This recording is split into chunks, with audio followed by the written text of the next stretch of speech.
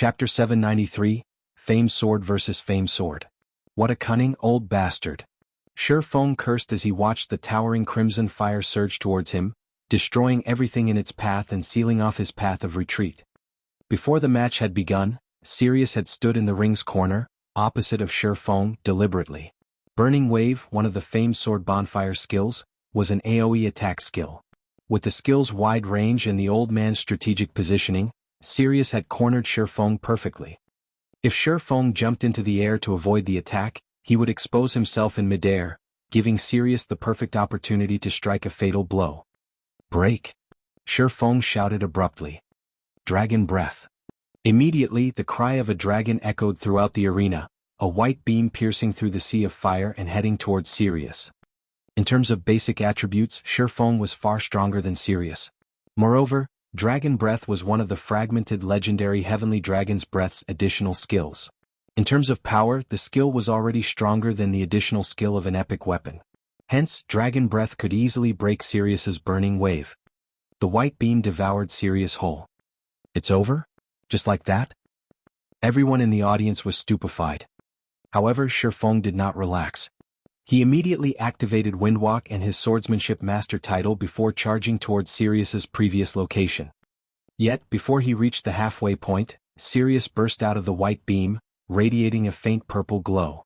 When Dragon Breath's white beam collided with the purple glow, it scattered into nothing. The old man received no damage from the attack whatsoever. "You actually saw through my trick," Sirius stated, feeling slightly surprised when he saw the young man charging towards him.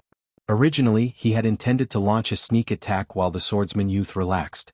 However, it seemed that the plan was not viable. Feng did not intend to give Sirius time to react. Immediately, he activated Illusory Shadow. Suddenly, 6 blue streaks of light flashed from Killing Ray, arriving before Sirius instantly. Feng moved like flowing water. His attacks had no excess movement. Thanks to the Swordsmanship Master title, his attack speed had also increased by 20%. He moved far faster than what an ordinary person could perceive. After the blue lights cut across Sirius, a deep frown appeared on Feng's face. In the next moment, a streak of red light sliced towards his head from an inconceivable angle. Without hesitation, Feng pulled his abyssal blade closer. Dang!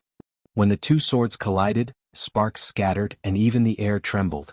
The impact's shockwave cracked the stage. Fortunately, Feng had managed to block the incoming red light just in time. However, the instant he blocked the first attack, another one descended towards him. Oh! Feng had just repelled one of the Berserker's attacks. How could he have launched another already? Moreover, he had failed to detect the attack until it was upon him. Parry. This time, Feng used Killing Ray to block the red beam from above. Such high strength. Feng retreated by a step, the floor beneath his feet shattering. His arm was also slightly numb. This was the first time he had blocked a player's attack that could numb his arm. As expected of the Fame's Sword bonfire, it excels with both speed and power. After this single exchange, Feng could tell that Sirius's basic attributes were extraordinary. Although Sirius was a berserker and had extremely high strength growth, logically, his strength attribute should not be this high even with a Fame's Sword. Hence, Feng was sure that Sirius had more than one epic item. It was impossible for the berserker to overwhelm him slightly with strength with just Bonfire's passive skill. However, this was still not the most important issue. Despite his intense perception of his surroundings, he had failed to detect Sirius's attack. He had not even noticed the trajectory of the old man's attack. Moreover, his attacks with Illusory Shadow should have hit Sirius, yet he had not felt Killing Ray strike flesh.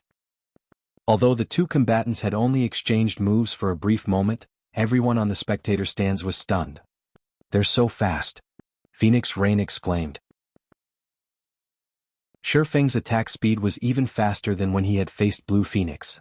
Even his hand movements were only a blur to her, not to mention the sword itself. "Big Sis Rain, why didn't Sirius lose any HP? I clearly saw Feng's attack hit him," Blue Phoenix asked curiously. "Hit him?" Phoenix Rain shook her head. "Feng hasn't touched him once. How could he lose any HP? But I saw the streaks of blue light pass through Sirius's body." Blue Phoenix's eyes widened. She couldn't believe it. However, the statement had come from Phoenix Rain, so it couldn't be false. This is Sirius's power, absolute control. Phoenix Rain explained slowly, saying, although it looked like Yi Feng's attack had hit Sirius, in reality, there was a paper-thin distance between Sirius and Yi Feng's sword. The gap is impossible to see with the naked eye. It's natural that you couldn't tell the difference. However, the system's judgment with attacks is very accurate. Even if the gap is 1/10 of a millimeter, the attack will not count. Blue Phoenix's mouth widened when she heard this. Is he even still human? Blue Phoenix doubted that she could evade an attack by a single centimeter, and she had even reached the Void Realm. Someone in the Refinement Realm only had a delicate control over their movements. Their perception was still far from comparable to a Void Realm expert. Hence, dodging an attack by 3 centimeters would be a miracle. Meanwhile, Sirius could dodge an attack by less than 1 centimeter. It was inconceivable. This is only the beginning. Sirius is far stronger than you can imagine. Phoenix Rain sighed as she watched Feng defend against Sirius's attacks. In the dueling ring, Feng's alarm grew as he fought the old monster. No matter how fast he swung his swords, he couldn't hit the berserker. On the contrary, Sirius's attacks grew powerful as the battle progressed. At this point he was starting to struggle to keep up. Sirius's attacks always struck at his blind spots. The attacks also grew more precise. He had very nearly failed to block the old man's last attack. Finally, after over a dozen seconds, a streak of red light finally struck Feng. However, the red light stopped just before it collided with Feng's body, unable to proceed. Is this the strength of a domain? Feng had no choice but to activate Defensive Blade. None of his attacks were effective against Sirius. On the other hand, the berserker had no issues landing an attack. Throughout the battle, for some reason, Feng had felt as if someone were pulling his strings. Amazing. You have lasted this long without using a life-saving skill. Sirius smiled calmly as he looked at the miserable youth before him. Now, rather than gripping his greatsword in one hand, he transferred it into a two-handed grip. Since you are so strong, I will show you my true power. Sirius raised his crimson greatsword high before swinging it down towards Feng. Suddenly time stopped. Only Sirius's sword moved, descending. So fast. Although Feng could see the sword light approaching, he knew that neither of his swords could make it in time to block the attack. No, I'm the one who has slowed down. Immediately, Feng recalled another of Bonfire's skills, Flame Dragon's Flash. When activated, it reduced attack speed and movement speed of all enemies within attack range by 60% and tripled the user's strength when attacking. This move was famous for being unblockable. A strength increase of 300% was far more powerful than a damage increase of the same amount. With strength, one could shatter the opponent's defense, causing the opponent to expose a weakness. One could then strike a fatal blow. Feng knew that it was too late to block the attack. Moreover, Defensive Blade's block counts had already been exhausted. He had no defense against this attack at all. Hence, he had no choice but to use silent steps, evading the sword light and appearing behind Sirius. However, just as Feng was about to strike the berserker, Sirius spun as if he had expected the move, and swung the greatsword in an arch towards Feng's right side. The greatsword's oppressive strength even suppressed the air around them. Even though Feng's strength attribute was also very high, his movements felt so restricted under Bonfire's massive pressure that he even struggled to breathe. With no other choice, Feng activated Thunder God's Descent and Heavenly Dragon's Power. Sirius's attributes were extremely high. The berserker had even tripled his strength. Being hit by Sirius's greatsword was no laughing matter. A critical hit might even kill him on the spot. Chapter 794, Contest of Strength. The instant the aquamarine killing ray and the crimson bonfire collided, a boom shook the dueling ring. With the two swords at the center, the stage's stone floor shattered, dust clouds filling the air. As soon as the shockwave passed, a figure flew through the dust clouds, slamming into the ground. As soon as that figure landed, however, it stood. I made it, Feng muttered as he got to his feet. Glancing at his trembling hand, he smiled bitterly as he said, he has so much strength. God's Domain's 36 famed swords each had their own strengths. Among them, Bonfire was famous for its destructive power. Its skills were incomparably violent. In the hands of a berserker, the weapon could topple a city. Even though his basic attributes were slightly higher than Sirius's, after activating Heavenly Dragon's power and increasing his strength by 100%, the berserker's attack had still sent him flying. Fortunately, however, Heavenly Dragon's power had increased both his HP and defense by 300%. Thunder God's Descent also had a damage reduction effect. Hence, even after receiving the attack, he had only lost a little over 200 HP. Fortunately, with Heavenly Dragon's power, Feng's maximum HP reached more than 48,000. Even without the Thunder God's Descent, Sirius's attack could barely scratch Feng. Feng is strong. Even after Leader used Flame Dragon's flash, he took so little damage. Blood Sun was almost speechless after seeing Feng mostly unharmed. Everlasting War was similarly dumbfounded. His memory of Sirius's Flame Dragon's flash was still fresh in his mind. While Sirius had offered him guidance, the Berserker had used a single hit to finish him off, yet Feng had only lost slightly over 200 HP. It was astonishing. Moreover, Feng had lasted so long against Sirius. Feng was the first person he had ever seen capable of such a feat. Not one member of the Glorious Lions battle team could last 10 seconds against Sirius. Activating their Berserk skills had not changed that. Sirius could still end their lives in 10 seconds without relying on a Berserk skill himself. The difference in combat techniques between Sirius and his subordinates was like the difference between heaven and earth. I had never realized that Feng had held back so much of his strength. He can actually contend with an old monster. It feels as if he is even stronger than Martial Dragon. A light shone in Blue Phoenix's eyes. She couldn't help but admire Feng's strength.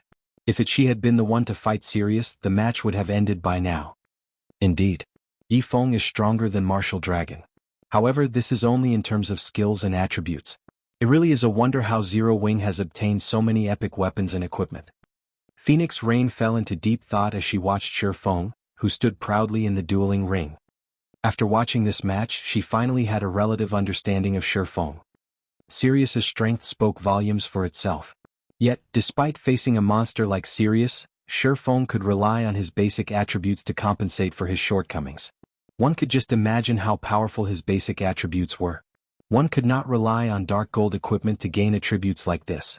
Epic items were the only explanation. However, how precious were epic items? Even now, the Dragon Phoenix Pavilion only had a few. Yet, among the Azura battle team, more than one member wore or wielded their own epic item. By her estimations, Aqua Rose and Fire Dance should both possess at least one epic item. As for Violet Cloud, the cleric had yet to fight, so she did not know. However, this insight was frightening enough. After all, Phoenix knew very well that these epic items originated from Zero Wing. After Feng activated his Berserk skill, he would not waste time. Immediately he charged at Sirius, going in for the kill. With his HP and defense, he didn't need to worry about Sirius's attacks. He could afford to trade blow for blow. As Feng was about to arrive before Sirius, he jumped into the air. He then raised Killing Ray, the power of fire and lightning gathering around the blade. Thunder Flame Explosion. Immediately the attack suppressed the space around Sirius. The spatial suppression would reduce all enemies' movement speeds. With the skill's wide range, Sirius had nowhere to dodge. Sure enough, Sirius showed no intentions of avoiding the attack. Instead, he crossed Bonfire in front of his body, fully intent on receiving the descending elements. Boom. Fire and lightning devoured the Berserker whole.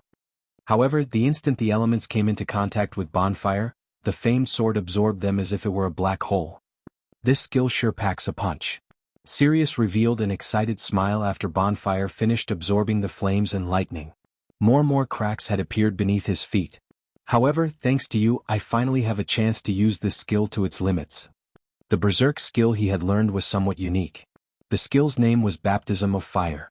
To display the skill's might, he needed to absorb a certain amount of damage from a single attack. Furthermore, he could exert more of the Berserk skill's strength depending on the damage he received from the one attack. In the past, he had been lucky if his opponents allowed him to display 50% of the skill's might. However, Feng's attack allowed him to exert 100% of the skill's effects. Currently, Baptism of Fire's strength bonus reached 120%. His attack speed increased by 100%, and his HP jumped by 200%. 6 blades of fire also appeared around his body. Meanwhile, Baptism of Fire lasted 1 full minute, which was more than enough time to end the match. Feng had a bad feeling as he heard Sirius's words. However, before Feng could react, the 6 flaming swords shot towards him. So fast. Seeing the rapidly approaching swords of fire, Feng instinctively brandished Killing Ray and the Abyssal Blade.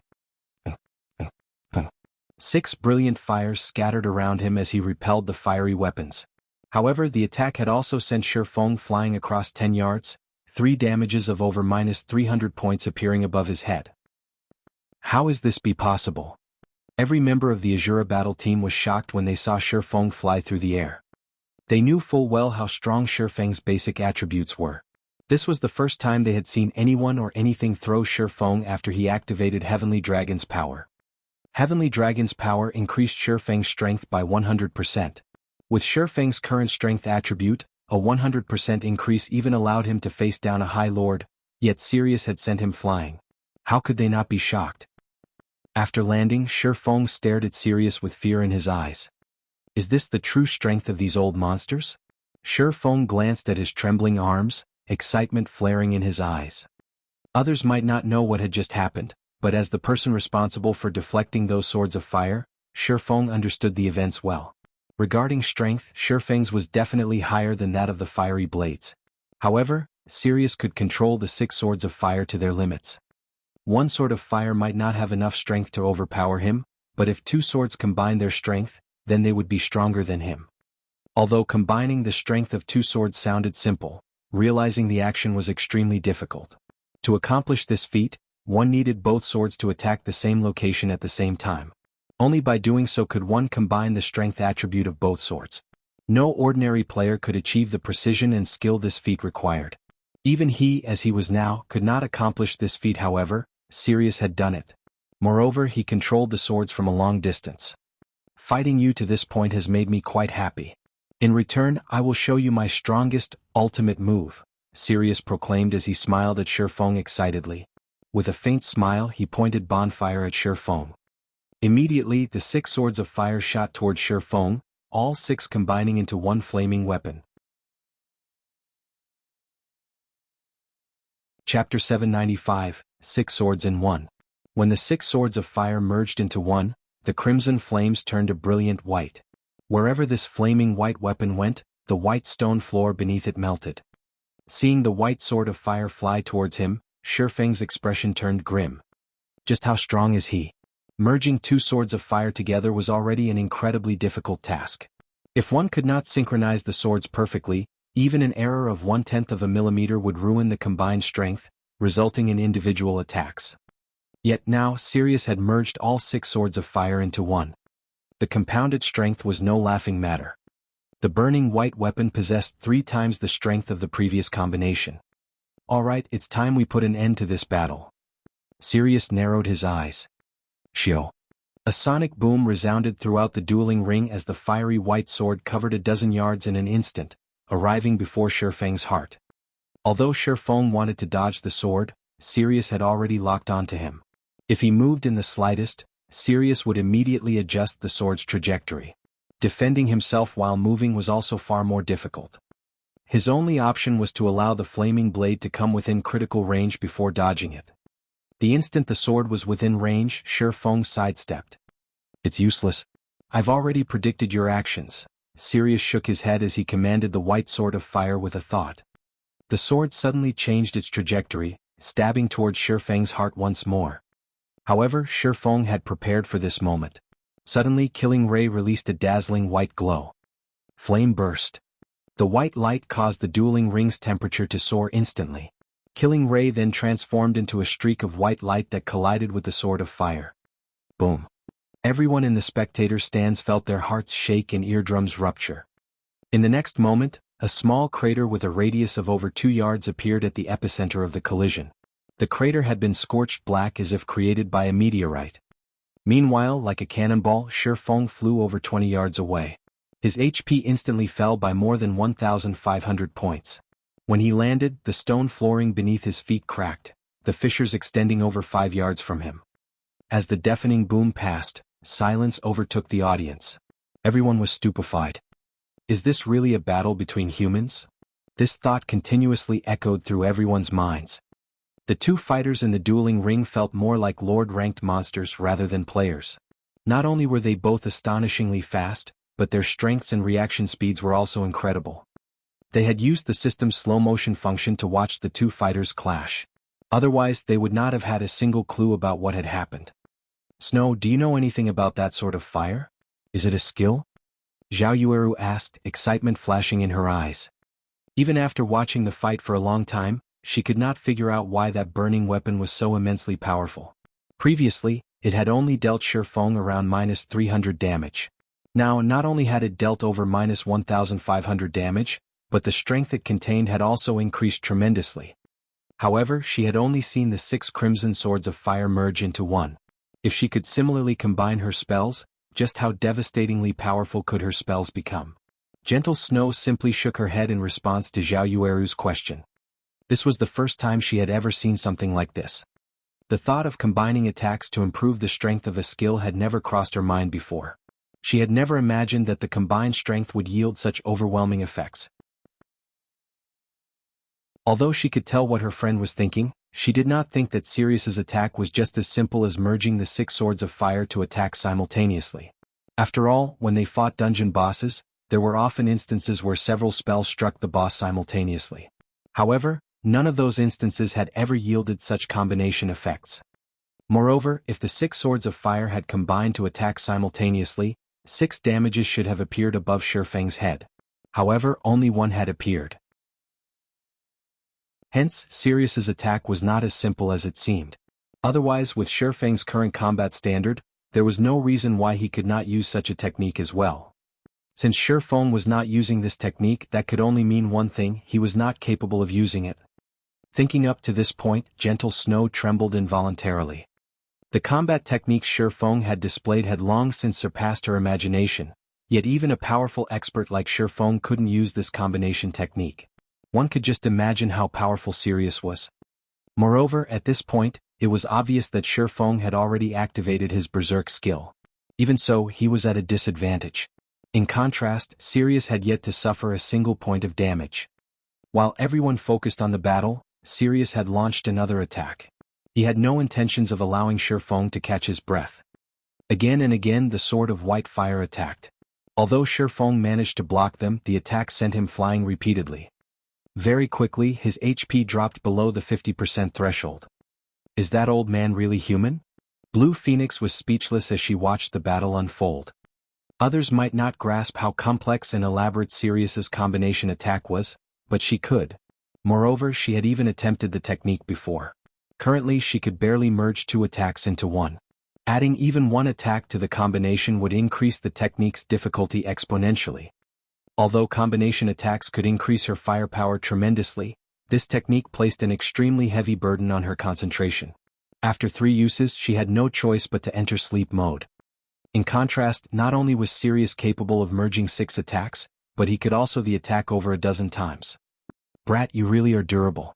You are the first person to last so long against this move. However, now that you've used up that skill that enhances your attack power, the next attack won't just end with flying across the ring. Sirius laughed. Is this the true strength of a domain? As Feng watched the flaming blade dart towards him again, he finally realized the gap between Sirius and himself. Although his attributes were superior, Sirius surpassed him when it came to skill application. Experts in the realms of refinement might be able to exert 100% of their combat power, but the old man before him could exert more than that. However, this battle had also helped him finally realize what he needed to work towards. To fight against an old monster like you. I am truly fortunate, Feng mumbled, his lips curling into a smile as he watched the brilliant white sword fly straight towards him. Fortunate? Sirius was momentarily speechless when he heard Feng's mumbling. He had not expected Feng to be a masochist. Feng suddenly relaxed his body before tightening his grip on Killing Ray. Blade Liberation. The weapon he chose was none other than the sacred sword Killing Ray. Blade Liberation's effects would change depending on the quality of the target sword. In previous instances, when he used the Abyssal Blade as the target sword, his strength and agility increased by roughly 90%. Meanwhile, Killing Ray was a higher quality weapon than the magic weapon. The instant Feng activated Blade Liberation, a blue glow surrounded his body. With a light swing of his arm, the Killing Ray in his hand transformed into a bolt of lightning that ripped through the air towards the sword of white fire. Chapter 796, Godly Power. When lightning and fire clashed, the flash momentarily blinded everyone watching.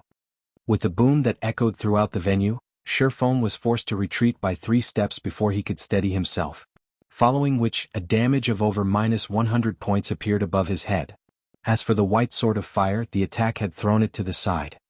When the audience saw this, they were flabbergasted. Just how strong is Feng? Who is Feng? Can current players really achieve this level? Before, the audience members had somewhat admired Feng's strength. Now, however, that admiration had become shock. It was especially true for those who knew Sirius. This should have been a one-sided battle. Nobody could have ever imagined that Feng still had such a trump card.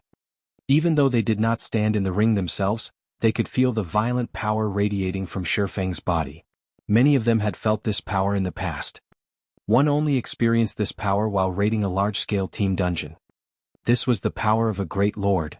At this point, the pressure they felt from Feng was even greater than the pressure they felt from the great lords they had fought before. They were breathless. Big Sis Rain, just who is Feng? For a time, Blue Phoenix was at a loss for words as she stared at the glowing Feng. After her own match against him, she had seen the gap between the swordsman and herself quite clearly. His strength had not been out of her reach. Now, however, it would seem that the strength Feng had used against her had just been the tip of the iceberg. If she fought this kind of violent power, she would most likely die in an instant. Not responding to Blue Phoenix's question, Phoenix Rain remained silent as she continued to watch the man named Feng. Seems I've truly underestimated Zero Wing.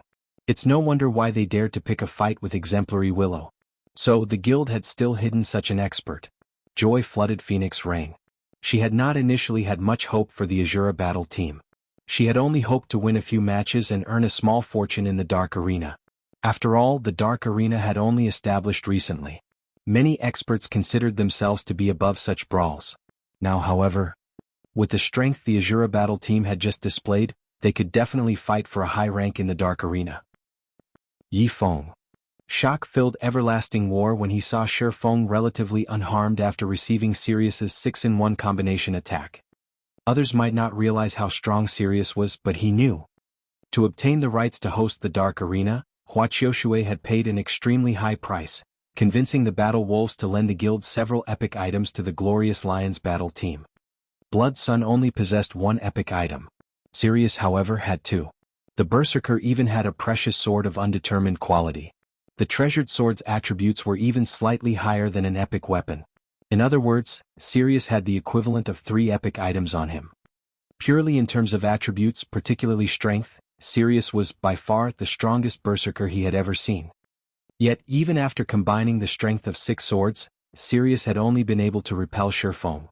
The swordsman had only received a small amount of damage from the resulting impact. At this point, Everlasting War could not fathom just how high Feng's strength was. Previously, he had thought that Feng's strength was roughly equal to his own. Looking back at it now, his assumption was laughable. He overestimated himself. Meanwhile, in the dueling ring, the new development also surprised Sirius. So, this is why you were so confident about facing me. At this moment, even Sirius took this fight seriously. However, you are still a fool if you think you can defeat me. Saying so, Sirius directed the fiery blade to strike at Feng again. That attack is so hard to block even after activating twofold Berserk. It seems I can't proceed with brute force alone. Seeing the white flames fly towards him once more, Feng took a step forward and abruptly charged at Sirius. From an outsider's point of view, he had only lost around 100 HP. He currently had 48,000 HP, so 100 points of damage were negligible. However, only those who had experienced Sirius's 6-in-1 combination attack knew how powerful the attack was. If not for the 300% increase to his defense as well as the damage reduction effect from Thunder God's Descent, he would have lost far more HP. Meanwhile, Blade Liberation did not only improve his strength. The skill also increased his agility. Hence, he had received a massive boost to his movement speed, attack speed, and flexibility. Although Sirius's combination attack could multiply the strength behind his attack, it could not increase his attack speed. Now that Feng's speed had increased once more, evading the Sword of White Fire had become much easier. In the next moment, Feng easily avoided the fiery weapon, which he had not been able to dodge before. Feng then approached Sirius with flying speed. The swords of fire were quite strong. However, to control this strength, one needed to invest much of their concentration, even more so after combining the strength of 6 swords. Hence, Sirius had been forced to stand in place while directing the burning blades. As Sirius had focused his concentration into controlling the 6 swords of fire, the man had no combat power at the moment. However, there was still a distance of over 20 yards between Feng and Sirius. Although Feng was fast, the white flaming sword hindered his path. This should be close enough. After avoiding the flaming weapon once more, Feng tightened his grip on Killing Ray and swung the sacred sword. Thundering flash. 4 arcs of blue lightning snaked their way towards Sirius. As if he had predicted this attack, Sirius directed the sword of fire to appear before him a step ahead of the lightning strikes. The flames slashed at each arc of lightning. The instant the sword collided with the lightning, the latter shattered. The sword of fire then advanced towards Feng's heart. Take this. Feng was not surprised by Sirius's defensive maneuver. Instead, he revealed the blazing meteor and threw it. A red streak of light smashed into the sword of fire, causing the white sword to pause before continuing towards Feng, having lost momentum. At this time, Feng hacked at the weakened white flames, the impact forcing him back a step. This time, however, he only received slightly over -50 damage. Trying to go for a battle of attrition? Sirius frowned slightly. Not on my watch. The 6-in-1 combination attack placed a huge burden on the user's concentration. Even he could not support the technique for too long. If his fight with the young swordsman dragged on, he would collapse from overextending his concentration, losing the match as a result. Following which, one sword of fire split away from the white flames. Although a 5-in-1 combination attack was slightly weaker, it was still enough to suppress Feng. Meanwhile, the other sword could find an opportunity to deal damage. Immediately, the brilliant sword of white fire charged towards Feng, whereas the crimson sword attacked the swordsman from behind. As long as the white flames repelled Feng, he would reveal gaps in his defense. This would make it far easier to land a direct hit. Pum. Sure enough, Feng was forced back by a step after colliding with the 5-in-1 combination attack. However, just as the other sword of fire was about to stab the swordsman, a figure suddenly appeared to block the attack. Phantom kill. After he upgraded the abyssal blade by a rank, Feng's doppelganger had gained 80% of his attributes. With his twofold berserk state, it was child's play for the doppelganger to block a single flaming sword. After blocking the attack, Feng's doppelganger activated Windwalk and Wind Blade before charging towards the enemy berserker. Although Sirius wanted to use the white sword of fire to defend himself, Feng had the weapon pinned down. It couldn't approach the doppelganger. When Feng's doppelganger arrived before Sirius, the berserker finally gave up his control over the white sword of fire. He swung Bonfire to defend against the doppelganger's chop. Just as the doppelganger's sword was about to strike, the berserker evaded the attack. Immediately after, Bonfire bit into the doppelganger's body. However, even after the doppelganger received the damage, it did not retreat. Instead of the doppelganger, it was Feng who stood before Sirius. After swapping positions with his doppelganger, Feng swung his sword at Sirius. A streak of blue light flashed. Surprised by the unconventional attack method, Sirius had failed to react and received Feng's attack in full. The massive impact forced Sirius into a retreat. Taking the opportunity, Feng followed up with a series of over a dozen slashes. Although Sirius tried to defend himself, he couldn't block Feng's attacks completely. As a result, he received several more strikes. Chapter 797, Complete Victory. Sparks scattered when the blades collided. Although the exchange appeared slow, in reality, everything happened in an instant. Sirius's HP drained like flowing water. Only after Sirius fell to the ground and lay there motionlessly did everyone realize the berserker's HP had dropped to 0. Leader lost. Impossible. The glorious lions were dumbfounded as they stared at Sirius's unmoving corpse in the dueling ring. None of them dared to believe their own eyes. Sirius was one of the Battle Wolves' Wolf Kings. Yet now he had lost to a nameless upstart. Nothing like this had ever happened before. In fact, the glorious lions weren't the only ones who were shocked. Every member of the audience was stunned as they stared at the name above the dueling ring. Victor, Yi Feng. No one had expected this outcome. How could the competition end so suddenly? After one direct confrontation, the famous Sirius had tasted defeat. It was inconceivable. I'm not seeing things right.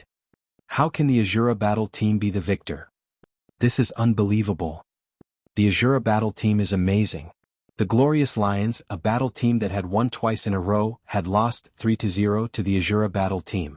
Only those watching will probably ever believe this. Even now, the audiences had yet to recover from their daze. It was as if the last brief exchange from before had etched itself into their minds. The techniques in this battle were definitely worth studying. The Glorious Lions were not weak. The Azura Battle Team was just a little stronger. Although I've lost some materials from betting on the Glorious Lions, it was worth watching this battle. Many among the audiences had bet on the Glorious Lions Battle Team's victory. However, the majority of these people were not disappointed. On the contrary, the upper echelons from various major powers felt as if they had raked in a huge profit. The high-level battles that had taken place in this competition had taught them much. Particularly, it had allowed them to understand the true strength of each battle team. After this competition, it would be much easier to cope with the team members. At the same time, everyone had grown cautious about the Azura Battle Team. A fear of the guild called Zero Wing slithered through the crowd. A small upstart guild like Zero Wing had actually obtained so many epic items. If someone had told them that Zero Wing did not have any background or strength, they would not believe it. Big Sis Rain, now that the Azura Battle Team has become so famous, it will probably be very difficult to arrange opponents in the future. Although Blue Phoenix was happy for Feng in the Dark Arena, the stronger a battle team was, the more difficult it was to find an opponent. Every battle team in the Dark Arena fought to gain the arena's hosting rights. However, that was not an easy goal. Firstly, a battle team needed to participate in 10 games, winning 8. Only then would a battle team have the right to challenge the Dark Arena's organizer. Only after defeating the organizer's battle team would one obtain the hosting rights. Hence, the various battle teams would not accept challenges easily. It was even more difficult for strong battle teams.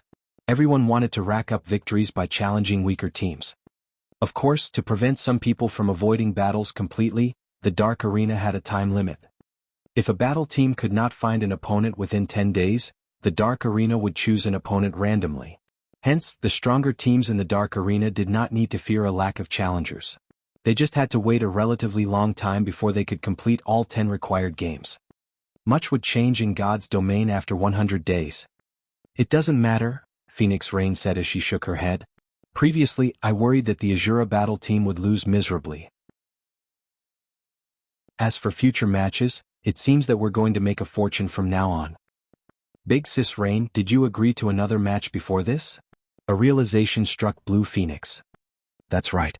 As the Azura Battle Team is a new team with members from a small guild, many people had requested a battle.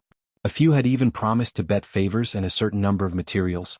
It's a pity that each battle team can only compete in 3 matches every 10 days. It would be great if we could arrange a few more matches. Phoenix Rain laughed. When she thought about the next 2 battle teams they had to face, she could not help but pity those teams. Chances were that the players from those teams held a deep resentment for her right now. Every one of them had assumed that the Azura Battle Team was quite weak. None of them would have imagined that the team was actually a dark horse. Only finding opponents for the last 7 matches would give her a slight headache. Hopefully Feng can hold back in future matches. Otherwise, finding an opponent will be a problem, Phoenix Rain muttered softly. Lost? He actually lost. When Hua Qiuxue heard the applause and cheers, her face twisted into an ugly expression. Losing a game was not a major issue for her. After all, the Glorious Lions only needed to win 8 out of 10 games. However, not only had they exposed much of their strength, but they had also lost the competition and suffered immense losses. Primal emerald wood and soul cultivating stones were not cabbage that one easily found on the streets. Not to mention, they also had to pay the 1,000 pieces of level 30 dark gold equipment and 30,000 magic crystals. Such a huge loss would not end with a slight sting. Who knew how much time she would have to spend to recover? However, losing money was secondary to her. Her reputation was far more important. The upper echelons from the major corporations would learn of the Azura Battle Team's victory. It was a guarantee that they would launch investigations on Feng. If they discovered that she had chased Feng away from the Glorious Lions, she would probably be branded with the title Blind Fool. Her superiors might even begin to question her abilities as a manager. Zero Wing. Sooner or later I will get my revenge. Exemplary Willow raged as she stomped her feet. She shot a glare at Feng before turning to leave.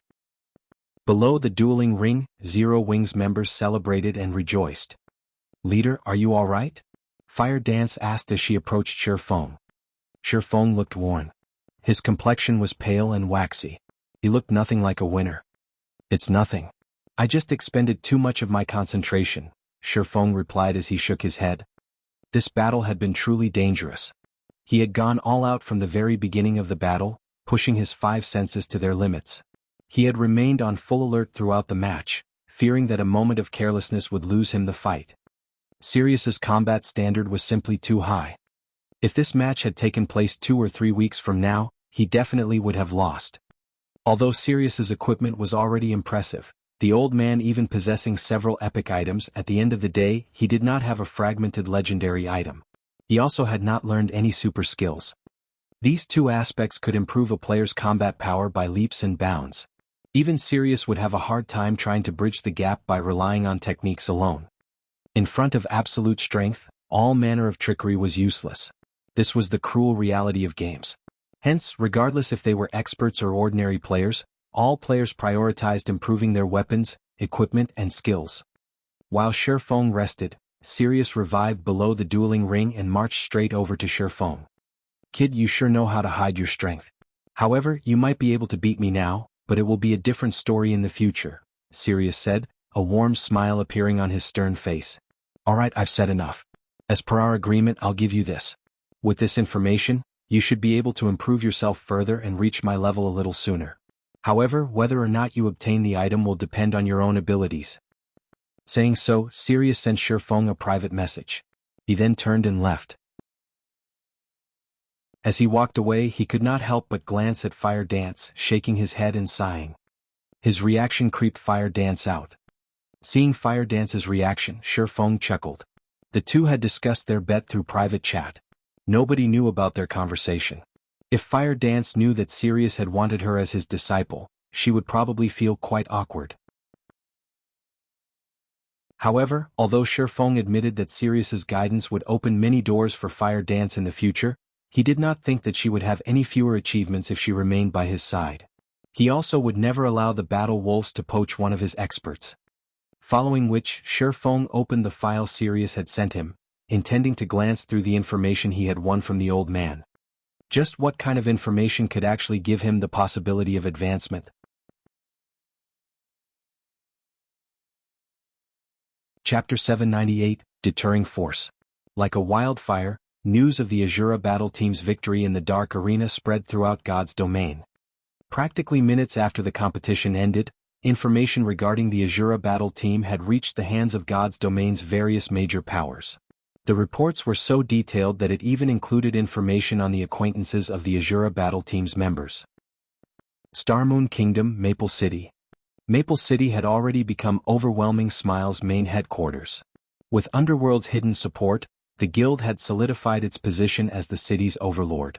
At the same time, Maple City had become the 2nd largest city in the Starmoon Kingdom's eastern region. The city's player population was over 1 million. Although it was still far from the grandeur of White River City, it was superior to other cities within the kingdom. Yulan, why have you called me here all of a sudden? Feng Xianyang demanded, annoyed as he entered the residence's meeting room, his gaze locked onto the charming, elegantly smiling Yulan. He should have had the most authority in Starmoon Kingdom's eastern region. However, due to Yulan's successful management of Maple City, Underworld's higher-ups designated Yulan to handle everything in the region. This enraged him. He had expended all of that effort to deal with Zero Wing, yet Yulan sat back and enjoyed the fruits of others' labor. Without an enemy to deal with, it had naturally been easy to develop Maple City. If it were up to him, he wouldn't have had any issues handling the task either. It's nothing major. I just wanted to tell you to withdraw Overwhelming Smiles members from White River City immediately and have them develop elsewhere, Yulan instructed, paying Feng Xuanyang's rude behavior no heed. And why should I do this? Feng Xianyang said, his expression darkening as he grew somewhat indignant. You know how high of a price I've paid to solidify my position in White River City. Although Zero Wing is very strong, White River City's overlord isn't set in stone. Don't even think about ordering me to withdraw. Overwhelming smile from White River City. Many of Overwhelming Smile's members were focused on all sorts of quests, including guild quests in White River City. As long as they completed a certain number of quests, Overwhelming Smile's status in White River City would improve. Afterward, they could accept all sorts of rare high-level quests. They might even receive epic quests. With epic quests, it would be extremely easy to obtain all sorts of top-tier weapons and equipment. They might even find new strategic tools for war. The guild's recent promotion had even triggered an epic guild quest. If they completed this epic guild quest, he could obtain a tool of war. When they started another war with Zero Wing, even if Zero Wing had an abundance of experts, he did not think he would lose against the guild. If they pulled out of White River City now, then all of the White River City quests they had already completed would be for naught. He couldn't give up on the city now. Feng Xianyang, this is not my decision. The higher-ups made this decision. You have no say in this matter. In any case, you have 3 days to transfer all of our members to other cities, Yulan stated coldly. That is not possible. Feng Xianyang was dumbfounded. The higher-ups had hoped to obtain White River City, investing manpower and resources into the endeavor. Yet now they had decided to give up on the city? No matter how he thought about it, such a thing was impossible. I also considered the decision foolish. However, after seeing the information they provided, I changed my mind. I don't disagree with the decision, Yulan said. She then threw a file at Feng Xianyang saying, have a look at it yourself. This is... Feng Xianyang boiled with rage when he saw the folder's title. Zero Wing Report. Zero Wing was Feng Xianyang's sworn enemy. If not for Zero Wing interrupting his plans again and again, White River City would have been his by now. He wouldn't have suffered under Zero Wing's oppression as he did now. To make things worse, Zero Wing had flourished in the war in the Stoneclaw Mountains, becoming one of Starmoon Kingdom's large guilds that could even rival first-rate guilds. This had also weakened Overwhelming Smile's position in the city significantly.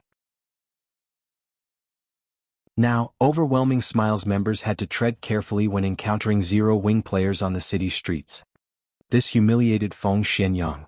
However, he endured because he knew that this was still not the time to pick a fight with Zero Wing. Now, after striving silently for a long time, he had finally obtained an opportunity to seize White River City. Hence, no matter what, he could not give up in this competition for dominance. As long as he obtained White River City, the favor Yulan received from Underworld's upper echelons would also vanish. At that time, he would become the absolute leader of Underworld's branch in Starmoon Kingdom rather than playing underling to a greenhorn wench who had only been a member of the organization for a short time. However, after Feng Xianyang read the Zero Wing report, his excited expression froze, his eyes widening with shock. He paled as if he had seen a ghost. How can this be? Feng Xianyang couldn't believe his eyes. How has Zero Wing appeared in the Dark Arena? They even defeated a battle team that has the backing of a super guild. Currently, Underworld was considered one of the virtual gaming world's major powers. The organization was stronger than most first-rate guilds. Over the years, it had nurtured plenty of experts. However, there was still a vast gap between them and super first-rate guilds like the Dragon Phoenix Pavilion, not to mention super guilds. Yet, an upstart guild like Zero Wing had actually managed to defeat a super guild's battle team. This was simply inconceivable. Super guilds had too many experts to count. They even had monster-like existences. The powers supporting them were also profound and complex. Only other super guilds and super first-rate guilds could shake the foundations of such giants. No one else should even consider trying. Unless Zero Wing had a super guild behind it. A super guild?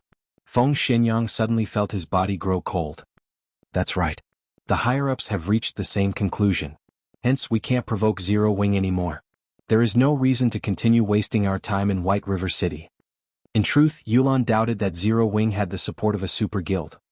However, the Mana Pulse Cannon in the Stoneclaw Mountains and the various magic array scrolls. Now, they also had to consider the performance in the Dark Arena.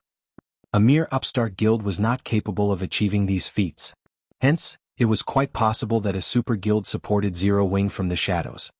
Even though it was only a possibility, Underworld would not take this risk. I understand. I'll transfer the majority of our members to other cities. However, I still have a quest I need to complete. Feng Xianyang nodded. Fine, but make it quick, Yulan stated before standing and leaving the meeting room. Elsewhere, Feng had led Fire Dance and the others back to White River City. On their way back, Feng browsed through the information Sirius had given him. So, this is the case. After reading through the files, Feng was so happy that he found it difficult to hide his smile. Guild leader, what has made you so giddy? Aqua Rose asked curiously as she moved to Feng's side. It's nothing. I've just found something that can help you improve your combat standards. Feng laughed. Guild leader, what is it? Can I have a look? Violet Cloud sent Feng a yearning look. Fire Dance had already reached the refinement realm. This development placed a weight on the rest of the team. Violet Cloud felt particularly pressured. She was incredibly anxious to become stronger. There is no need to rush. We happen to be on our way there right now. Saying so, Feng pointed at the distant candlelight trading firm. Chapter 799, Secrets of God's Domain. The Candlelight Trading Firm, Special Forging Room. Guild leader, here are the items you requested. After Melancholic Smile entered the room, she stacked materials onto the stone table, creating a large mound of items. If the upper echelons of other large guilds saw this, they would be shocked. Every material was extremely valuable. Some were even used to construct a stable. However, among these materials, there was one item that was particularly eye-catching, a fragment of a silver stone tablet. This fragment was clearly not a raw material. Feng picked up the stone tablet while transferring the materials into his bag. Including the materials he had won in the Dark Arena, he had enough to begin the guild stable's construction. Currently, the various large guilds were occupied with raiding dungeons to collect the stable design and required materials to construct the building. However, no one would have imagined that a small guild like Zero Wing had both. The only thing left to do was to construct the stable itself. Feng could not contain his excitement. In the past, Shadow had invested a lot of time to construct its stable. By the time the guild stable was complete, God's Domain's mainstream players had surpassed level 50. Many ordinary players even had their own mounts. On the other hand, this timeline's mainstream players had only reached level 30. Yet, Zero Wing could begin constructing its own stable. Zero Wing would be the first guild in God's Domain to reveal its guild mount to the public. Ordinary mounts cost 40 gold. However, guild mounts only cost 25 gold. Although the difference was only 15 gold, no ordinary player could afford that, even if they sold everything they owned. Even guild elite players would have to save for a long time to accumulate so much. Due to this 15 gold gap, guild players could obtain their mounts ahead of ordinary players. The only problem guild players faced was that they needed to a certain amount of guild contribution points before they could purchase a guild mount. GCPs were automatically rewarded after one completed a guild quest. The amount of GCP varied depending on the quest's difficulty, with higher-leveled quests awarding more points, and ordinary and daily quests awarding very few. In fact, one could say that the GCP requirement wasn't a major issue. Money was the only thing guild players truly needed to purchase their guild mounts. Guild leader, is this stone tablet related to your earlier, mysterious actions? Fire Dance knew of their plans for the guild stable. However, she was more concerned with Feng's previous statement. After reaching her combat standard, it was extremely difficult to advance further. If there really was an item that could improve a player's combat standards, it must be heaven-defying. That's right. This stone tablet is the item that can help everyone grow stronger. Feng nodded. The information he received from Sirius stated that there were all sorts of skills in God's Domain. There were ordinary skills, general skills, taboo skills, and an extremely rare type of skill known as a secret technique. Secret techniques were unique in God's Domain. Moreover, learning a secret technique was different from learning ordinary skills, whereby players could learn a skill with a click of a button. Secret techniques were also different from taboo skills, where players were only required to reach a certain completion rate. To learn a secret technique, players had to comprehend it. One's comprehension depended on the player. As to how one used the secret technique, that also depended on the player. Unlike the usual skills, a secret technique would not appear in a player's skill menu even after learning it. Secret techniques also lacked a cooldown. Players could use the secret technique whenever and however they desired. The only resource consumed when using a secret technique was concentration. Feng had learned a secret technique before. In truth, a secret technique was just a unique method of utilizing combat techniques. Void Steps was considered a footwork-type secret technique. Moreover, Sirius had revealed that his 6-in-1 combination attack was a byproduct of his secret technique. Although he had known how to use such a technique for quite a while, he had not been able to use the 6-in-1 combination attack. However, learning the secret technique had allowed his combat standard to reach a whole new level, allowing him to execute a 6-in-1 combination attack. Without the secret technique, even with his domain, such a complex technique would have been beyond him. Meanwhile, when speaking of secret techniques, Feng immediately thought of the secret sword technique he had obtained during his promotion to Blade Saint.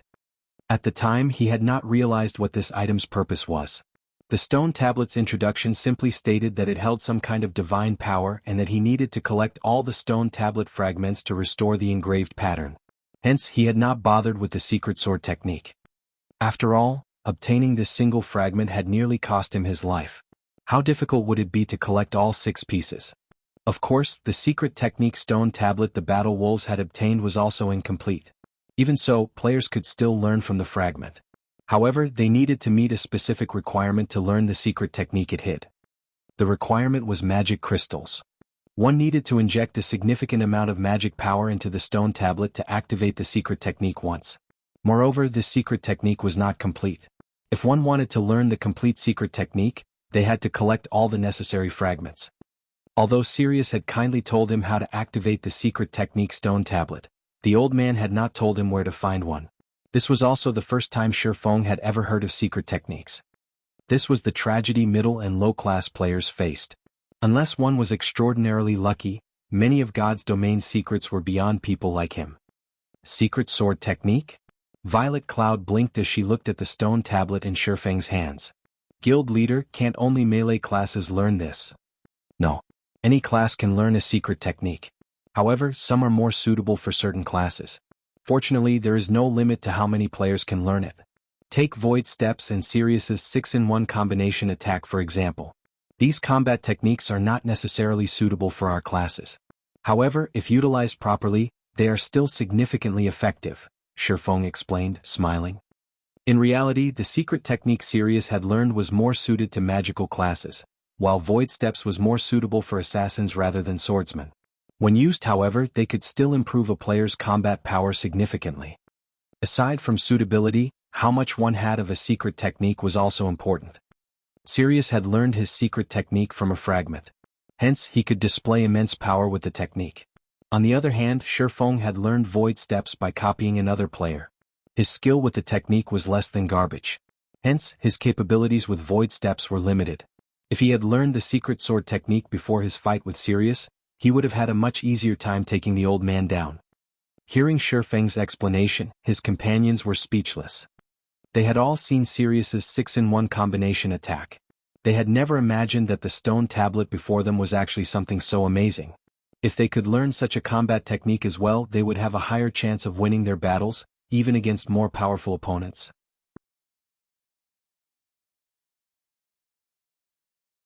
Chapter 800 Restrictions. Feng could not help his smile when he saw the yearning and desperation in everyone's eyes. He could relate.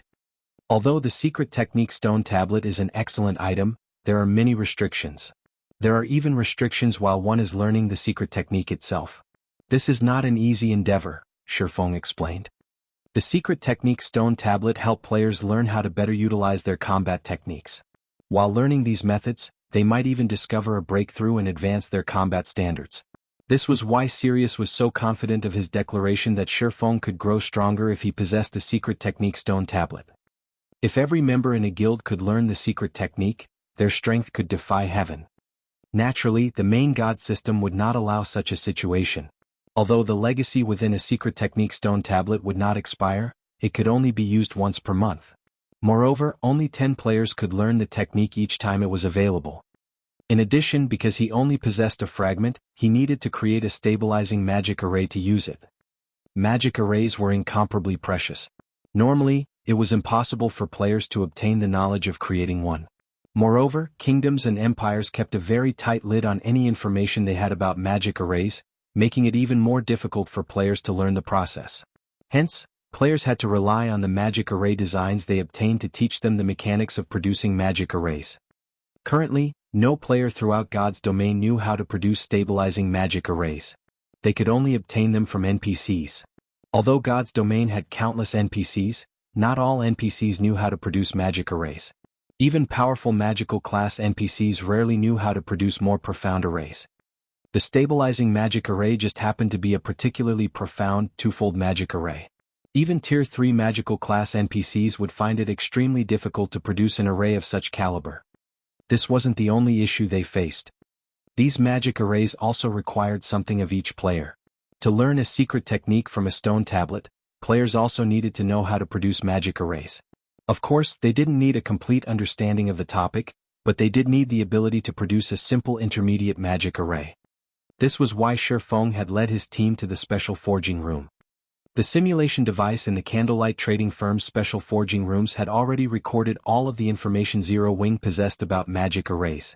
Even the designs for the 9-star polar domain and teleportation magic array had been recorded. Players could easily rehearse the production process without needing to waste precious materials. They only needed to spend some magic crystals. When Feng thought about how the Battle Wolves lacked a special forging room of its own, he imagined how many materials the Super Guild had spent to allow 10 players to learn to produce an intermediate magic array. The thought was staggering. However, the Battle Wolves was capable of such a feat precisely because it was a super guild. A first-rate guild could never afford to learn a secret technique without a special forging room. If you wish to learn the secret technique, you'll have to learn to produce intermediate magic arrays. All of the necessary information can be found inside the simulation device. Learn the technique as quickly as possible. Once you can produce intermediate magic arrays, you can learn the secret technique, Feng explained as he pointed towards the flowing ball of water inside the forging room. Learn to produce intermediate magic arrays? Aqua Rose repeated with a frown. This task would be very difficult. As a cursemancer, she relied on incantations and runes to cast her spells, so she had little understanding of the subject. In reality, when magical class players cast a spell, they drew runes or chanted incantations to guide the surrounding elemental mana to form a magic array. Of course, higher-tiered spells required more runes and incantations. As she understood it, a Tier 1 spell's magic array was the equivalent of a basic magic array, while a Tier 2 spell's array was the equivalent of an intermediate magic array. Moreover, when constructing a magic array, the system would not offer any assistance or guidance. Players had to draw the runes or chant the incantations themselves. Hence, the requirement was quite strict. In other words, without any assistance from the system, she needed to complete a relatively complex Tier 2 spell in a set period of time. Furthermore, the magic array she needed to craft would be far more complex than any of her spells. It would be very difficult for her to produce an intermediate magic array.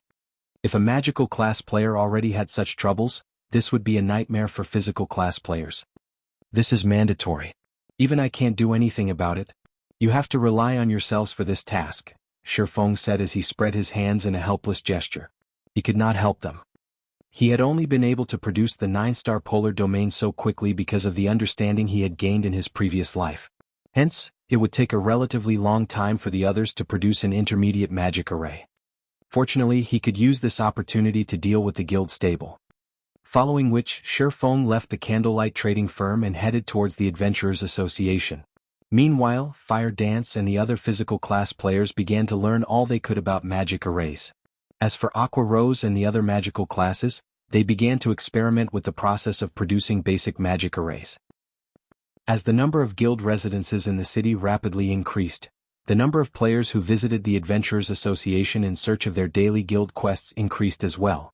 Currently, the association enjoyed a constant stream of players entering and leaving the building. When the players inside the building saw the 6-winged guild emblem on Feng's chest, their gazes turned green with envy. Many of the female players acted like ravenous wolves when their eyes landed on Feng. They shot him flirtatious glances and dreamed of pouncing on the young man, devouring him whole. Feng was speechless. He inwardly celebrated the fact that he had not come as Black Flame, and that he had chosen to wear his black cloak. Otherwise, these players might have truly devoured him. However, when he saw the players lined up to accept their daily quests, he could not help but feel nostalgia. In the past, he too had often come here to receive his daily guild quests. Guild quests fell into two main categories.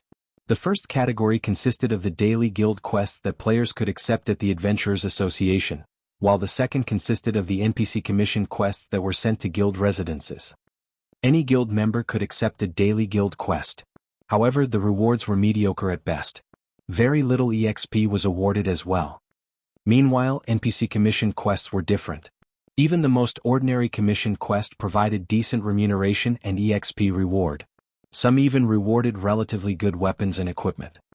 Unfortunately, guild residences did not receive enough NPC commission quests to supply every member within a guild. These quests were also directly related to a guild's popularity. The higher a guild's popularity was, the more well-known it was among NPCs. After reaching a certain level of popularity, even NPCs from other cities and towns would commission a quest. Currently, Zero Wing had the highest popularity among all of the guilds in White River City. Every day, Zero Wing's guild residents received more than 1,000 commissioned quests. Among them there were over 100 high-level quests.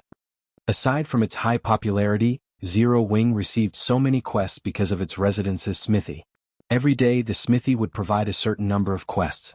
Hence, Zero Wing received far more commissioned quests than other guilds.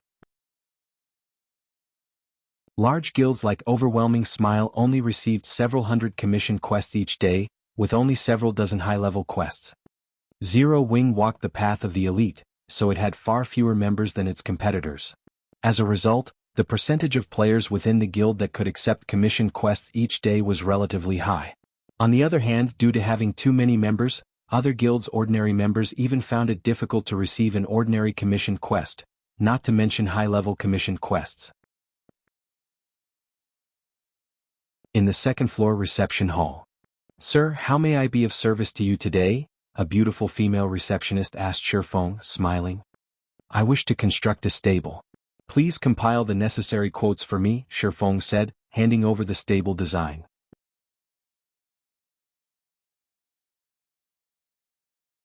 Chapter 801, Mount Taming. After the female receptionist accepted the stable design, she tapped on the magic crystal ball before her. Immediately, a miniature, half-transparent building appeared before Feng. This was the construction model for the stable.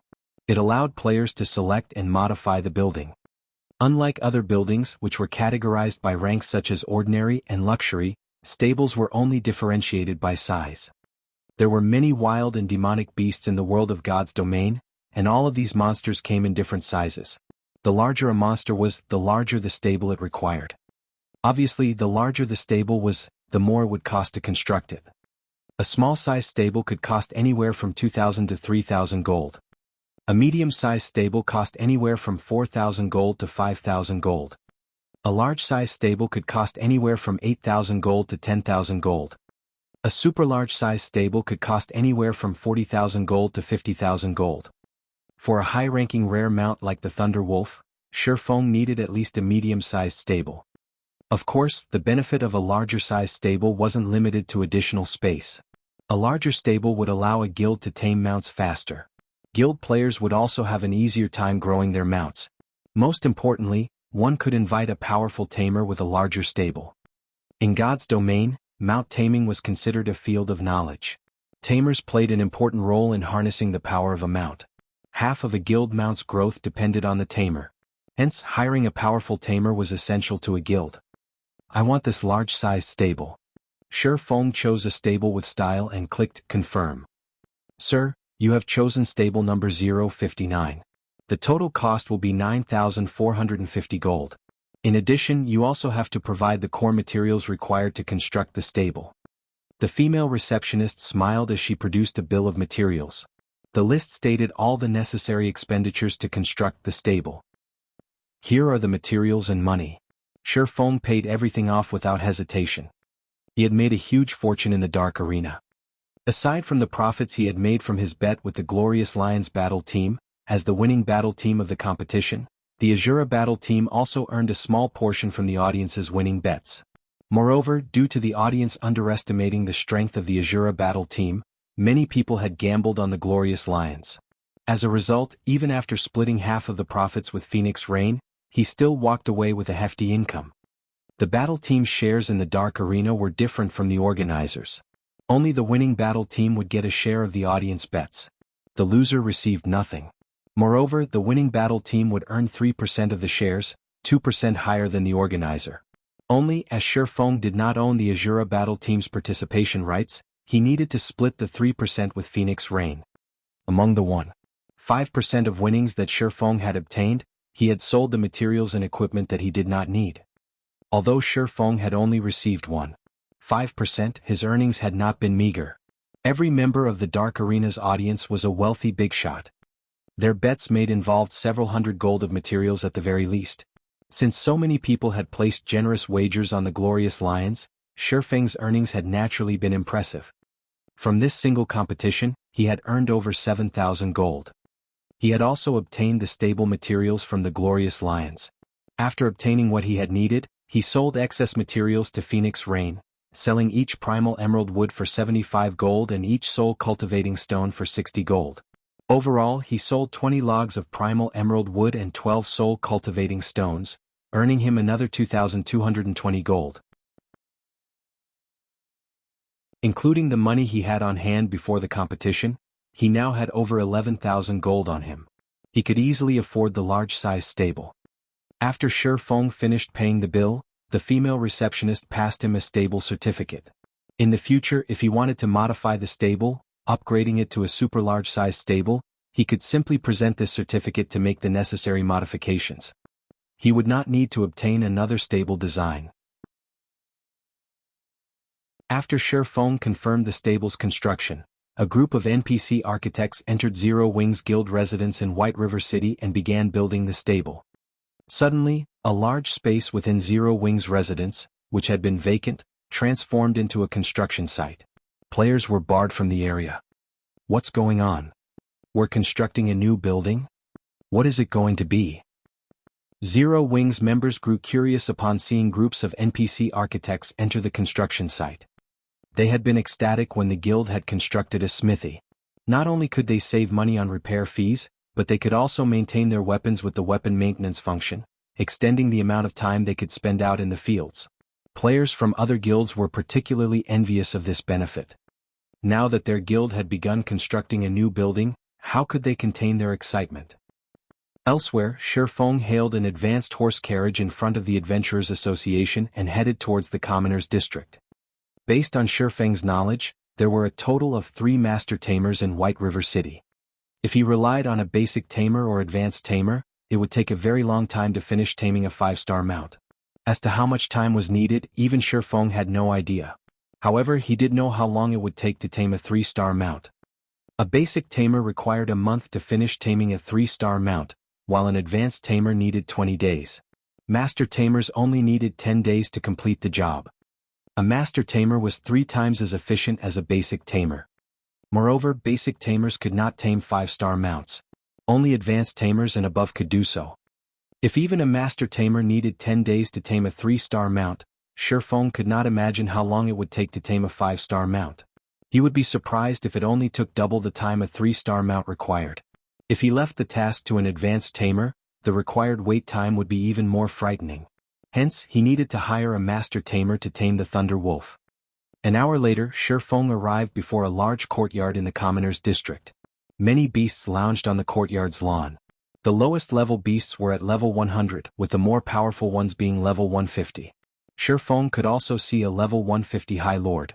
This beast was even stronger than an ordinary level 150 Tier 2 class. This is the residence of Master Owen.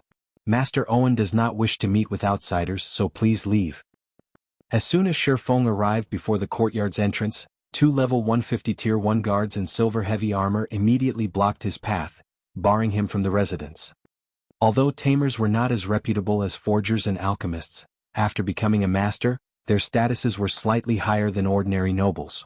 Hence, although Owen was only a commoner, he still had 2 level 150 Tier 1 guards protecting his home. Ordinary people did not qualify for his attention. Don't tell me that even I am refused entry? Feng flashed his identity as White River City's Count. Immediately, the 2 Tier 1 guards fell to one knee, kneeling before Feng with respectful expressions. This scene dumbfounded passing players. Just who is that? Amazing. He can actually force Tier 1 NPCs to kneel before him. Normally these Tier 1 guards thought very little of players, yet now they knelt before one. How could they not be shocked? Yifeng? Why are you here? Immediately after Feng revealed his true appearance, a crisp voice sounded from beside him. Turning towards the voice, Feng noticed a beautiful girl in deep purple mage robes approaching him. This girl was accompanied by a white-haired, old man.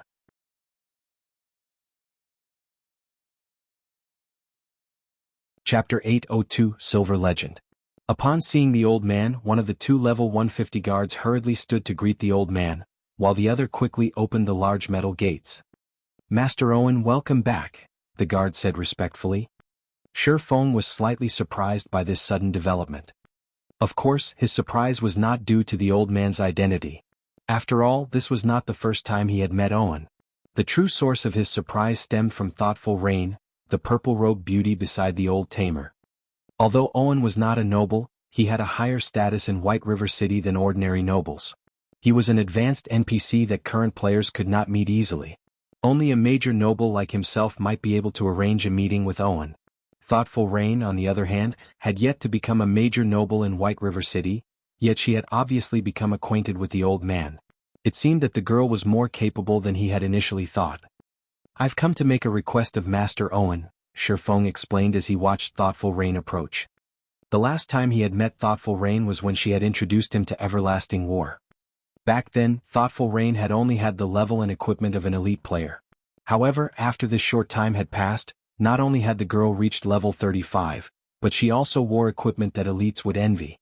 She was almost fully geared in level 30 fine gold equipment. The deep red staff she held was known as the Elemental Requiem, and it was a level 30 dark gold ranked staff. In addition, she had a slightly more daring temperament than before. Moreover, as she walked towards him, her footwork was both light and natural. Her actions lacked any excess movement. Even if Thoughtful Rain had not yet reached the half-step refinement realm, she was not too far either. Feng found it truly hard to imagine that the girl had grown this much in God's domain in such a short period. A request for Master Owen? Did you receive the quest as well? Hearing Feng saying so, Thoughtful Rain could not help her joy as she said, I've had a headache trying to figure out how to complete it. If we do it together, we should be able to complete the quest very quickly. Quest. A realization struck Feng. Are you talking about the Silver Legend quest in the Crystal Forest? Isn't that your quest as well? Thoughtful Rain nodded. No. I have not accepted that quest. I'm looking for Master Owen for something else. When Feng saw Thoughtful Rain nod, although he appeared quite calm on the outside, he admired the girl's great luck. The Silver Legend quest was one of the few super-rare special quests in White River City. It was not easy to obtain. One needed to encounter a certain NPC to obtain this quest. However, this NPC appeared at random locations within White River City. Players needed luck to find this NPC. As Feng understood it, this quest had caused quite a commotion in White River City in the past. After this quest had been completed, players received a mount as a reward. However, the quality of the mount depended on the player's quest completion rate. The higher their completion rate was, the higher the mount's quality would be. To players, even obtaining a common mount was a massive expenditure, not to mention a high-quality mount. Back then, this quest discovery had led White River City's players to a frantic search for that NPC. Unfortunately, very few players had found that NPC, not to mention those who achieved a high question completion rate. What a pity. Thoughtful Rain sighed lightly when she heard Feng's words. She had been working on this quest for a long time now. The next part of the quest was even more difficult than the previous parts. With her strength alone, this quest was difficult to complete. If she had an expert like Feng helping her, she would have a far easier time with it. However, she had only met Feng a handful of times before. They could hardly be considered friends. They were acquaintances at best. Naturally, she could not trouble an expert like Feng to help her complete a quest. Suddenly, Blue Bamboo, who wore a pure white dress over a delicate but curvaceous body, appeared behind Thoughtful Rain. Rain, what's taking you so long? Everyone's starting to grow anxious, Blue Bamboo urged. However, her gaze quickly fell on Feng and she began to evaluate him. Narrowing her eyes as if trying to recall something, she turned to Thoughtful Rain, revealing an expression that seemed to say, "Ah, I see. It's not what you think. We just met by coincidence." Thoughtful Rain explained hurriedly. Doesn't our party just so happen to be missing a member? Blue Bamboo grinned at her friend. She then turned to Shi Feng, smiling sweetly as she asked, "Big brother Yi Feng, won't you please help us? After we complete the quest, I'll have Rain treat you to a meal at Morning Dew restaurant. I heard the food there is even better than the food of a 7-star hotels." Blue. Thoughtful Rain could not help her embarrassment, miffed that Blue Bamboo was always trying to poke fun at her. "If you two can wait 2 hours, I can go with you," Shi Feng offered after giving it some thought. Currently, Thoughtful Rain was already an elite member in Zero Wing. Since they were allies, he would naturally lend a helping hand if he could. Moreover, the Silver Legend quest was very special. If the quest completion rate was high enough, Thoughtful Rain might become a powerful force in Zero Wing in the future. "It's only 2 hours. Since this quest isn't particularly urgent, we'll meet up at the Flame Bar later," Blue Bamboo answered before Thoughtful Rain could react. Following which, Thoughtful Rain and Blue Bamboo departed from Owen's mansion, while Shi Feng entered the courtyard alone. Led by the Tier 1 guards, Shi Feng reached the courtyard's central garden. Owen already sat comfortably inside a gazebo, waiting for him. Account ranked at the top of White River City's social pyramid. Owen was merely a master tamer. His status was not as high as a master forger's. Hence he still showed Shi Feng some respect. If any other player stood before him, he'd only show them a cold shoulder. Seeing Shi Feng approach, Owen took the initiative to greet the swordsman, bowing slightly as he said, "Lord Count, how may I be of service today?" "Hello, Master Owen. I'm here to invite you to become Zero Wing's tamer consultant. I wonder if you can agree to this request?" Shi Feng asked. In God's domain, guilds with stables generally sought to hire a tamer, having the tamer work in the guild at all times. However, hiring a master tamer was very difficult. It was impossible to tie a master tamer to a single guild. Hence, one could only hire a master tamer as a consultant. Moreover, there was still no guarantee that the master tamer would agree.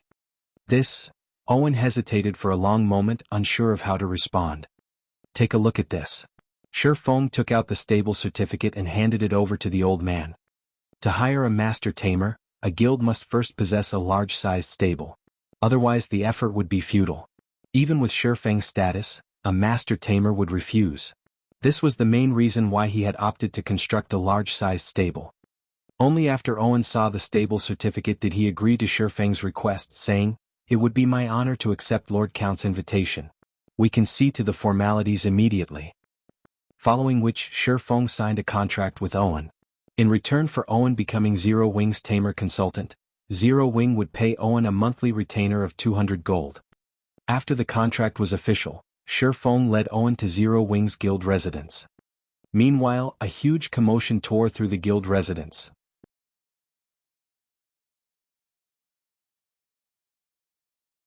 Chapter 803, New Expansion Pack.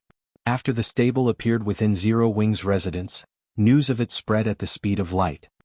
Even first-rate guilds have yet to construct a stable, yet Zero Wing has theirs already. This is insane. Zero Wing's members are so lucky. They can purchase a unique mount as soon as they reach level 40. On the other hand, we have to ride horses. I've heard that guild mounts only cost 25 gold. That's 15 gold cheaper than common mounts. This won't do. I need to join Zero Wing. I want to buy a guild mount too. For a time, the official forums exploded with threads about Zero Wing's latest development. Many guild players drooled over the image of Zero Wing's stable. Field battles in God's domain were growing more difficult. Not only had the monsters become far more of a challenge, but the burden these monsters placed on durability also added a hefty expenditure to their daily budgets. If they could purchase a guild mount, not only would they save 15 gold, but they could also obtain a growing mount. Once they managed to nurture their mounts to bronze rank, their mounts could assist them in battle. Field battles would become easier to take down. The consumption of equipment durability could also be decreased significantly. At the same time, the various large guilds throughout Starmoon Kingdom also felt an immense weight drop onto their shoulders. To obtain the stable design and the necessary materials to construct the stable, they had spared no effort. Yet, not only had they failed to obtain the stable design thus far, but they had also only collected a small stock of the materials. On the other hand, Zero Wing had already finished its own stable. How did Zero Wing construct a stable so quickly? When Feng Xianyang heard the news, jealousy overwhelmed him. At the same time, he was somewhat relieved. Now that Zero Wing had revealed this trump card, no other guild would have a chance of dominating White River City. This incident also confirmed for Feng Shenyang that a super guild did indeed back Zero Wing. Otherwise, how could the guild have possibly constructed a stable so quickly? Shortly after Zero Wing's stable was complete, a system announcement reached every player in God's Domain. System announcement: God's Domain's new expansion pack, Abyss Battlefield, has been activated. All players can now register at the War God's Temple in the various cities to participate in the war. System announcement: God's Domain's new expansion pack, Abyss Battlefield, has been activated. All players can now register at the War God's Temple in the various cities to participate in the war. System announcement: God's Domain's new expansion pack, Abyss Battlefield, has been activated. All players can now register at the War God's Temple in the various cities to participate in the war. The system announcement repeated 3 times, echoing in everyone's minds.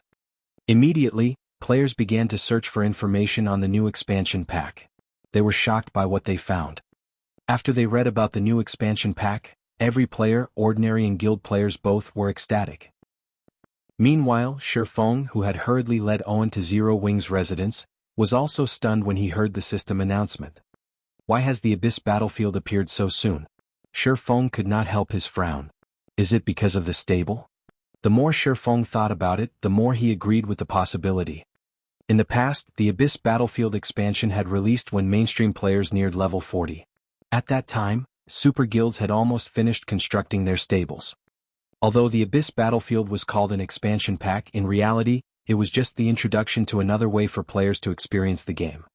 Ordinary players had almost no opportunities to experience a true battlefield. Guilds also tried to avoid massive wars involving hundreds of thousands of players. Hence, to give ordinary players the experience of a true battlefield, the system had introduced the Abyss Battlefield. Through the War God's Temple in the various cities, players had one chance to enter the Abyss Battlefield each day. If they died, they would be returned to their respective cities. The Abyss Battlefield was a massive map. Players transferring in from different cities would appear in different towns within the Abyss Battlefield. Players were required to defend their respective towns, preventing the abyssal race's invasion. The system awarded players depending on their contributions. EXP and honor points were the usual rewards. These honor points could be exchanged for various rare potions and magic scrolls. Players could also trade the points for the double EXP buff. In the Abyss Battlefield, players received EXP from the monsters they killed. These monsters' drops were also relatively good. Moreover, even if players died in the Abyss Battlefield, they would not suffer the usual penalties. On the contrary, they would be rewarded depending on their performances. Hence, when the Abyss Battlefield had been introduced during Feng's previous life, players had flooded the area. Feng could only manage a bitter smile. Although constructing the guild stable had provided massive advantages, it had also hastened God's Domain's evolution. Following which, Feng led Owen to the underground warehouse of Zero Wing's residence. Heavens! Are my eyes playing a trick on me? Owen's face lit up when he saw the Thunder Wolf inside the massive cage. I never thought I would actually meet a 5-star beast in my lifetime. Master Owen, may I know how long it will take for you to tame it?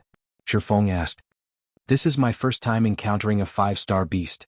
However, based on my calculations, I will need roughly 25 days. Owen caressed his white beard before offering his answer. I'll leave the task to you then, Feng said. When he heard how long the Thunder Beast's taming would require, he was shocked. Even a master tamer required 25 days to tame the Thunder Beast.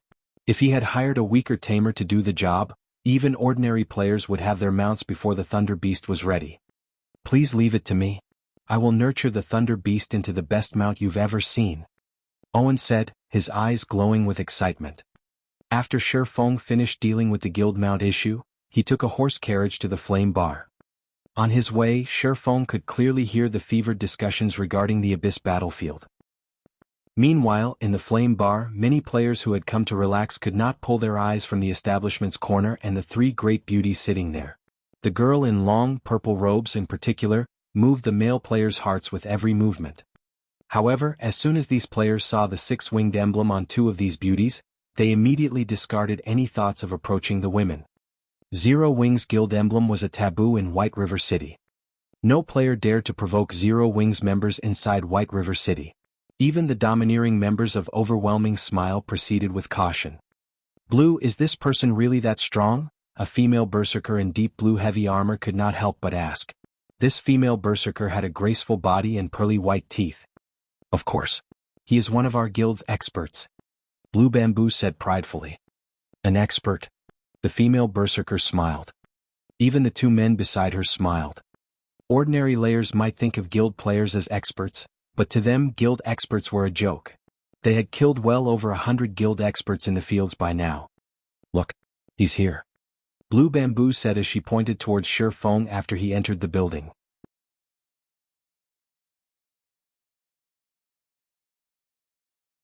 Chapter 804 Wind God's Spear.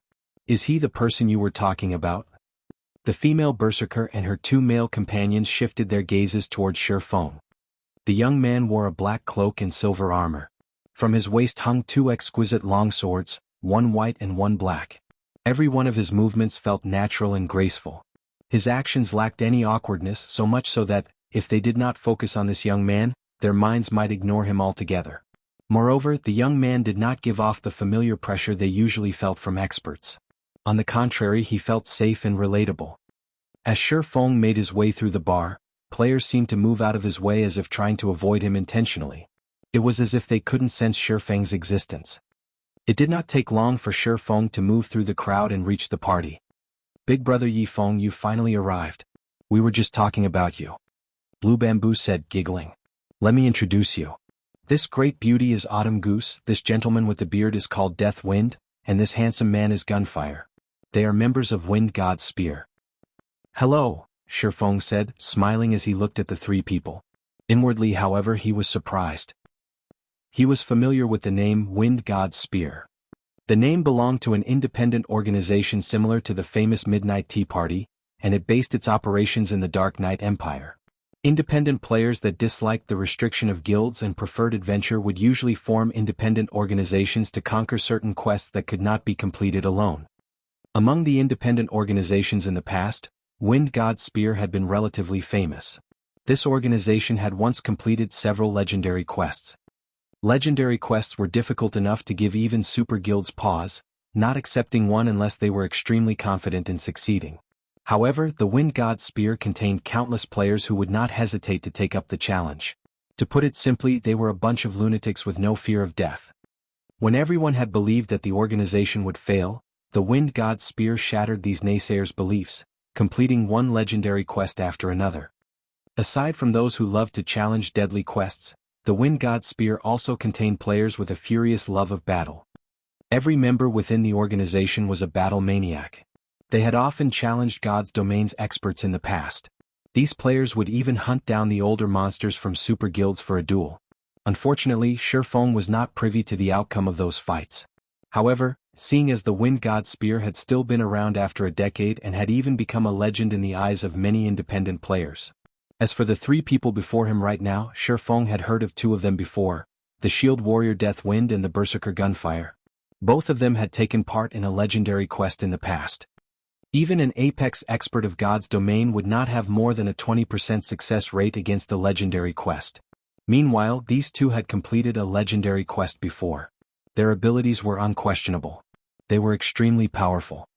Feng had thought that Thoughtful Rain would at most have a few ordinary elite players accompanying her. He had never imagined she knew such experts. If an elite party tried to complete the Silver Legend quest, even if they succeeded, their completion rate would not be high. However, with this group, achieving a high completion rate would be a piece of cake. Just who is this girl? Curiosity overwhelmed Feng as he shifted his gaze towards the quiet, Thoughtful Rain. The first time they met, Feng felt as if he had seen Thoughtful Rain before, but he couldn't recall meeting her elsewhere. She felt both familiar and unfamiliar to him, yet he couldn't remember an expert named Thoughtful Rain in God's Domain during his previous life. Meanwhile, now that he met Thoughtful Rain again, both her aura and strength had undergone a heaven-defying change. If she continued to develop at this pace, she would definitely become more than an ordinary expert. Moreover, with the fact that she knew members of the Wind God's Spear, it was even less possible that she had been an unknown entity in God's Domain in the past. Hello, Autumn Goose and the others returned Feng's greeting. It seems that Blue hadn't been exaggerating. If we can have an expert like you with us, we should be able to complete this quest with ease. They had not expected that Zero Wing also had someone like this in its ranks. To ordinary players, Feng was an ordinary young man. However, they were neither ordinary players nor ordinary experts. After hundreds of life-and-death battles and overcoming their limits, again and again, not only had they cultivated a beast-like intuition, but they had also gained the ability to distinguish the strong. True experts would only reveal their domineering auras when displaying their strength. Normally their auras would remain hidden. Their auras would appear to be as calm as the great ocean, unperturbed regardless of what was thrown at them. Others would find it hard to generate hostility against someone with such an aura. Without a doubt they noticed this about Feng. Feng was a true expert. He was far beyond the ordinary experts they usually encountered. Big Brother Wind, who is this guy? Why haven't I heard of someone named Feng in Zero Wing before? Autumn Goose could not help but ask the Shield Warrior through a private chat as she evaluated Feng. I'm not sure, but based on our information on Zero Wing, aside from Black Flame, the guild's experts are subpar at best. However, I expect no less from the upstart guild that defeated the Star Alliance. The guild has even constructed a stable. Zero Wing's strength is truly unfathomable, Deathwind laughed. It is good that Rain has joined such a guild. Indeed. While we still have a headache over our mounts, both Rain and Blue can obtain a guild mount of their own as soon as they reach level 40, Autumn Goose responded enviously. What's so great about guilds? The Berserker Gunfire snorted. How can they compare to the freedom we enjoy? We can move about God's domain unrestricted. We also don't have to work under anyone. Weapons, equipment, rare skills or mounts, whatever these large guilds can get their hands on, we can too. After they had joined God's domain, guild players had often sought them out to cause trouble. The various large guilds occupied all of the valuable leveling areas. Hence, they had formed the Wind God's Spear. Not only had they fought the various large guilds in the Dark Knight Empire, but they had also made these guilds suffer abundant losses. Pampered guild players could not compare to the hardships they faced. Neither Deathwind nor Autumn Goose refuted Gunfire's words. Their hatred of guilds had been precisely the reason they had joined Wind God's Spear. Now they would never bother with joining a guild. Since everyone's here, let's head over to the Crystal Forest, Thoughtful Rain said as she invited Feng to their party. Moreover, she had even passed the party's leadership to Feng. Gunfire was not pleased. No matter how he looked at it, Deathwind should be the party leader as he was the most qualified for the role. Deathwind possessed a wealth of leadership experience. He even had completed many advanced quests before. He was the best choice. However, since Thoughtful Rain had invited them, it was up to her to choose the party's leader. Arguing against it would be inappropriate. Following which, Feng and the others headed to the teleportation hall and teleported to the Crystal Forest. The Crystal Forest was a small level 40 to level 50 map. However, the terrain was complex. The monsters here also had high defense and HP. As a result, very few players were willing to level up here. Taking a look at the quest details Thoughtful Rain had sent him, Feng looked towards the distant cave and said, "That should be the place." Close to the cave entrance, over a dozen level 43 special elite crystal giants roamed the area. Meanwhile, a massive Icefire cheetah slept a short distance from the cave. This Icefire cheetah was a level 44 lord. It would slaughter an ordinary party easily. "Ha, let's watch you make a fool of yourself." Gunfire inwardly sneered as he watched Feng. The Silver Legend quest was extremely difficult. Even with Deathwind leading them, their party would be hard-pressed to complete the quest. Hence, it was impossible for a pampered young master like Feng, who had only completed a few high-difficulty quests, to succeed here.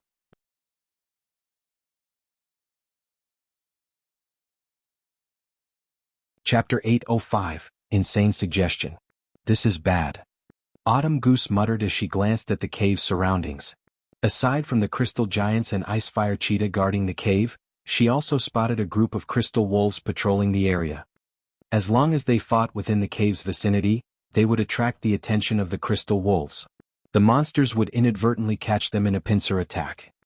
The crystal wolves were roughly 2 meters long, and their bodies were made of light blue crystal. Unfortunately, several hundred crystal wolves patrolled the forest. Crystal Giant, Elemental Being, Special Elite. Level 43. HP 510, 000/510, 000. Icefire Cheetah, Elemental Being Lord. Level 44. HP 4, 000/4, 000. Crystal Wolf, Elemental Being Common. Level 41. HP 48, 000/48, 000. If they took on so many monsters at once, it would be extremely difficult for them to make it to the cave. Furthermore, there were large level gaps between them and the cave's guardians.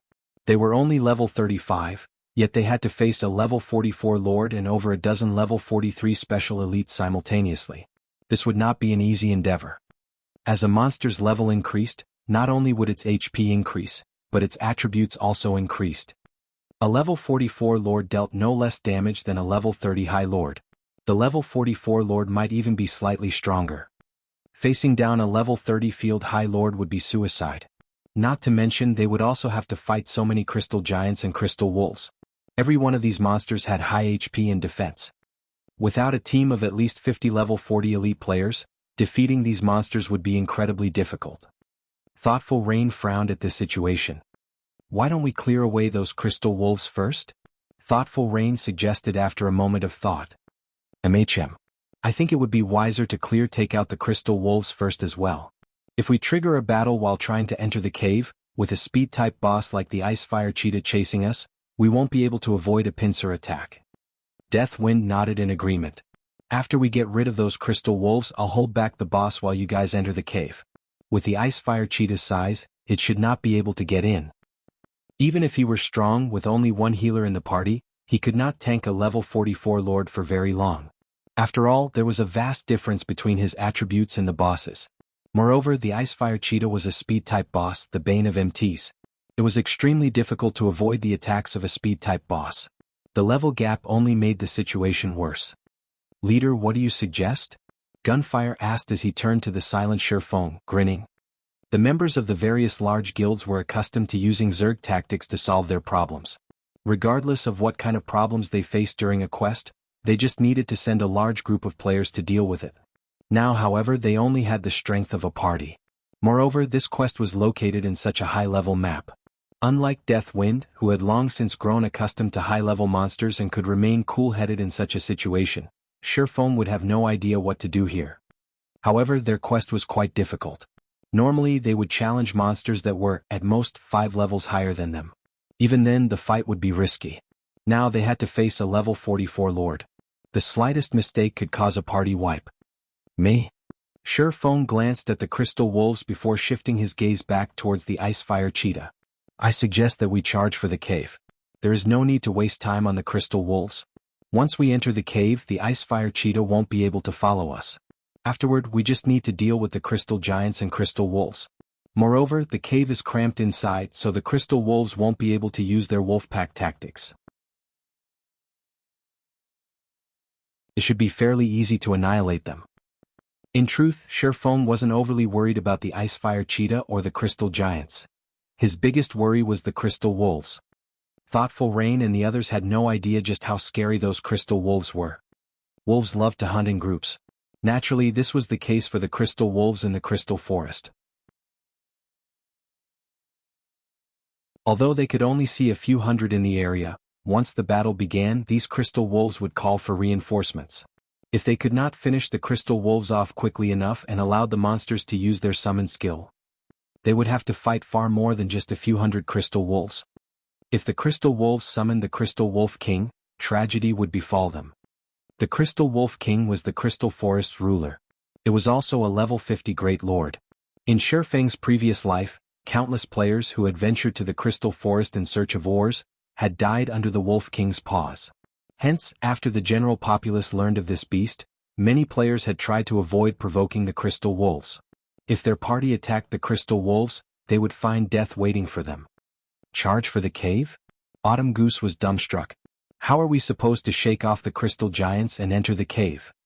Although Deathwind could pin down the Icefire Cheetah for a short time, if the others wanted to enter the cave, they had to deal with the Crystal Giants. The Crystal Giants were level 43 special elites, not common monsters that even noobs could defeat. They were not easy opponents. The Crystal Giants would flatten them under their fists if they made the slightest mistake. Meanwhile, the crystal wolves would have enough time to join the fray while they had their hands full with the special elites. In the end, they would be caught a pincer attack with no path of retreat. Leave the ice fire cheetah to me. Death Wind will attract those crystal giants. Blue, you just need to focus on healing Death Wind. Rain, you'll assist Death Wind by restricting the crystal giants from afar. Everyone else, head straight towards the cave, Feng explained slowly. Death Wind was a shield warrior and had the crowd mock skill. He would have the easiest time holding the giants aggro.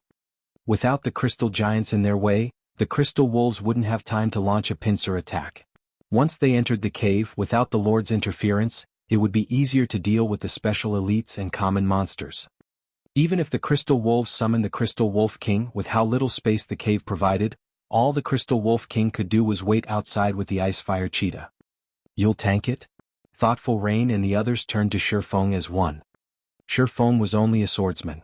Although he had hidden his level with the black cloak, even if he were the same level as the level 44 ice fire cheetah, its claws would rend him to death with 2 or 3 attacks.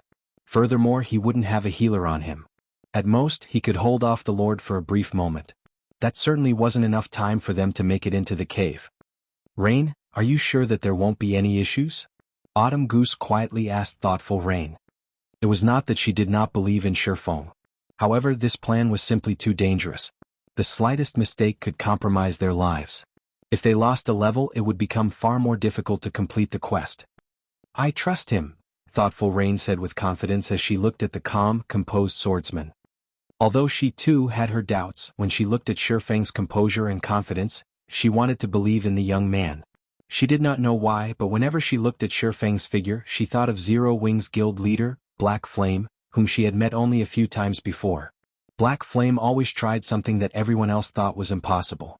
In the end, however, he always proved everyone wrong. Black Flame had become a legend in Zero Wing. Many members in the guild admired him.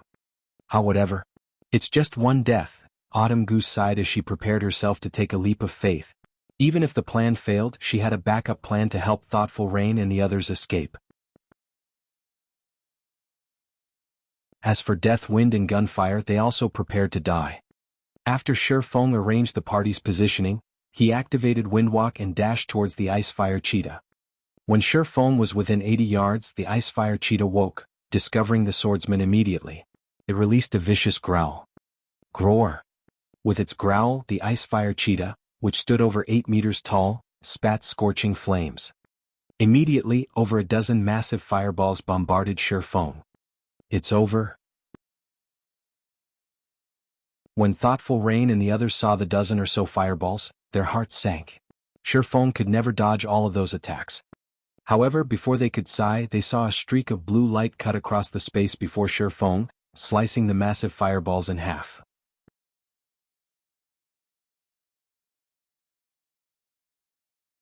Chapter 806, Difference in Weapons. This? Surprise flashed in everyone's eyes as they watched Feng. The Lord-ranked monster's fireballs were extraordinary. Even from this distance they could feel the power contained within those massive fireballs. If they encountered one of those fireballs, the blast from the impact would definitely send them flying. Yet, in front of Feng, these massive fireballs were as fragile as glass. With one hit, Feng sliced apart every fireball sent at him. The Ice Fire Cheetah's attack hadn't slowed Feng in the slightest. In the blink of an eye, Feng was only 30 yards away from the Ice Fire Cheetah. Grr! Seeing the impudent human approach, the Ice Fire Cheetah released an angry, deafening roar. Rather than attacking with its fire, its paws pushed off the ground. Instantly, the level 44 Lord transformed into an afterimage as it pounced on Feng. A Lord-ranked monster's attributes were frightening enough.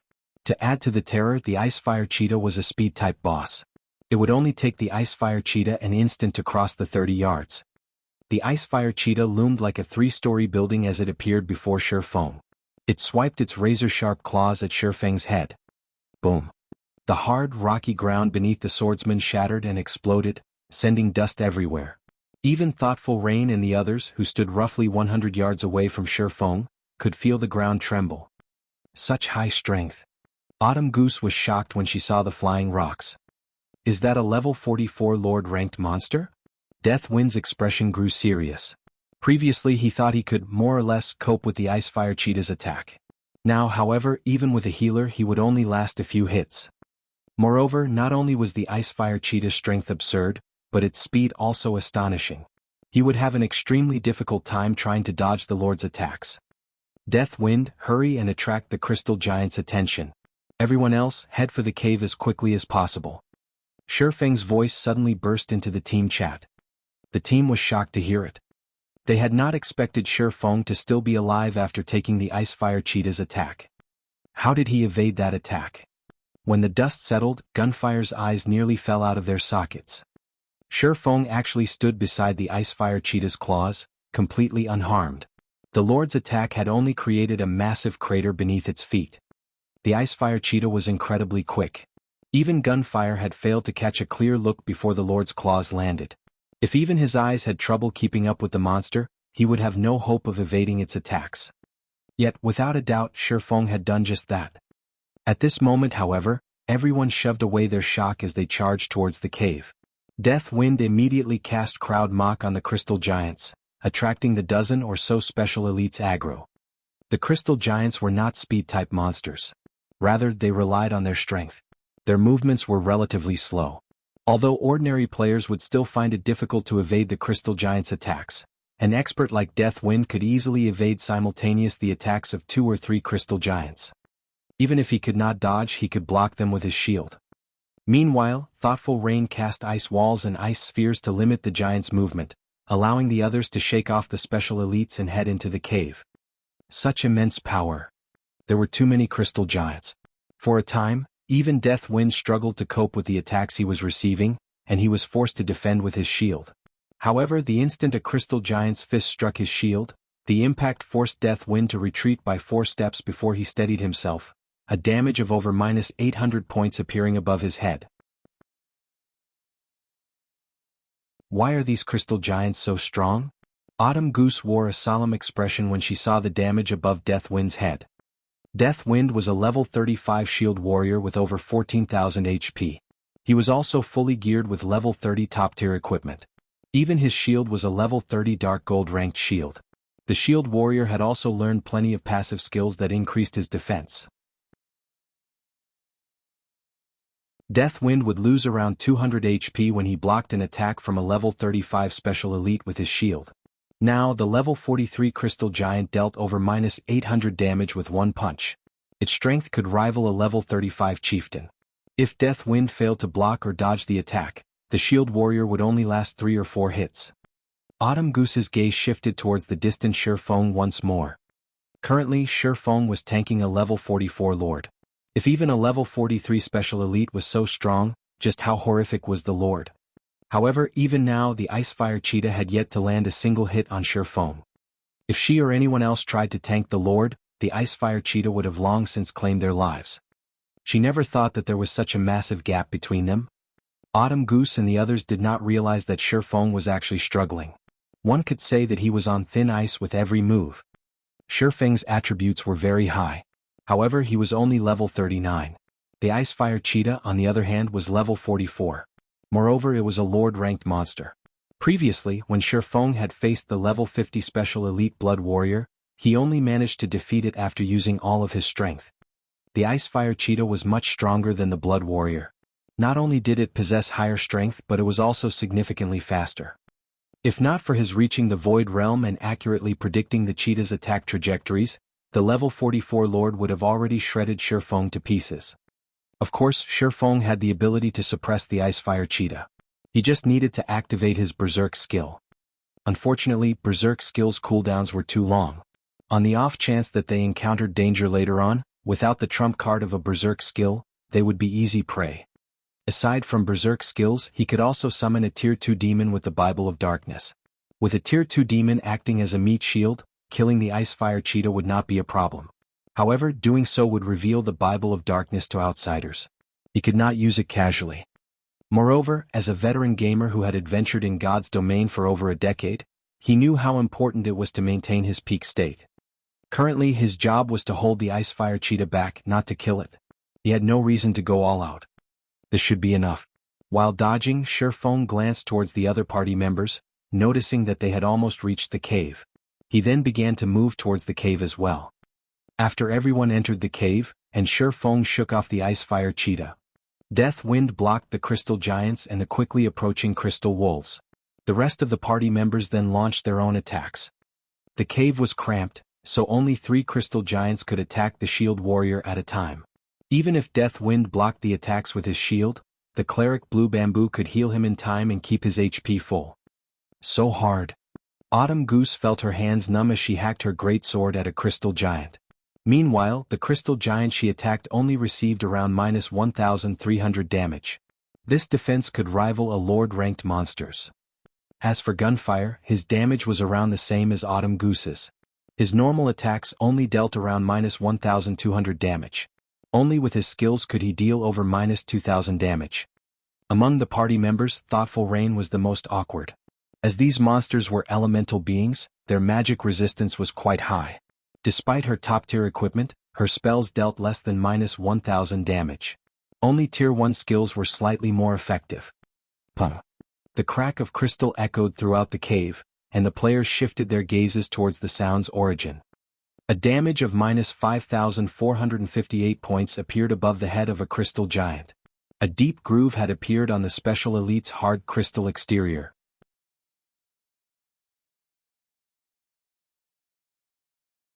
Chapter 807, War Spirit Possession. How can his attack power be so high? Autumn Goose and the others were momentarily stunned. Despite wearing top-tier equipment, their attacks barely scratched the crystal giants. These monsters' defense was so high that their weapons couldn't injure the Special Elites. Yet, not only had Feng's attack dealt a frightening amount of damage, but it had also wounded the monster, decreasing its combat power. However, before Autumn Goose and the others could recover from their surprise, Feng executed Chop on the crystal giant. 3 arcs of blue sword light converged to a single point and flew towards the crystal giant.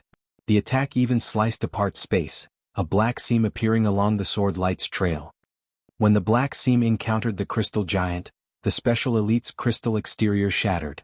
Feng's sword passed through the crystal giant's body as if it were air. Without any resistance whatsoever, the weapon cleaved through one side of the monster's body. -9,462. This damage hadn't been the result of a critical hit. This damage was simply from Feng's skill. Immediately, a large chunk of the crystal giant's HP vanished. Moreover, due to the injury from the attack, the crystal giant's movements became somewhat sluggish. After a brief fight, the crystal giant, which had 510,000 HP, fell to the ground, dropping a piece of equipment and several materials. Everyone in the party also received a bounty of EXP. Meanwhile, the crystal giant that Death Wind and the other party members fought still had over half of its HP. The difference between Feng's damage and theirs was obvious with a glance. Is he even human? How is his damage so high?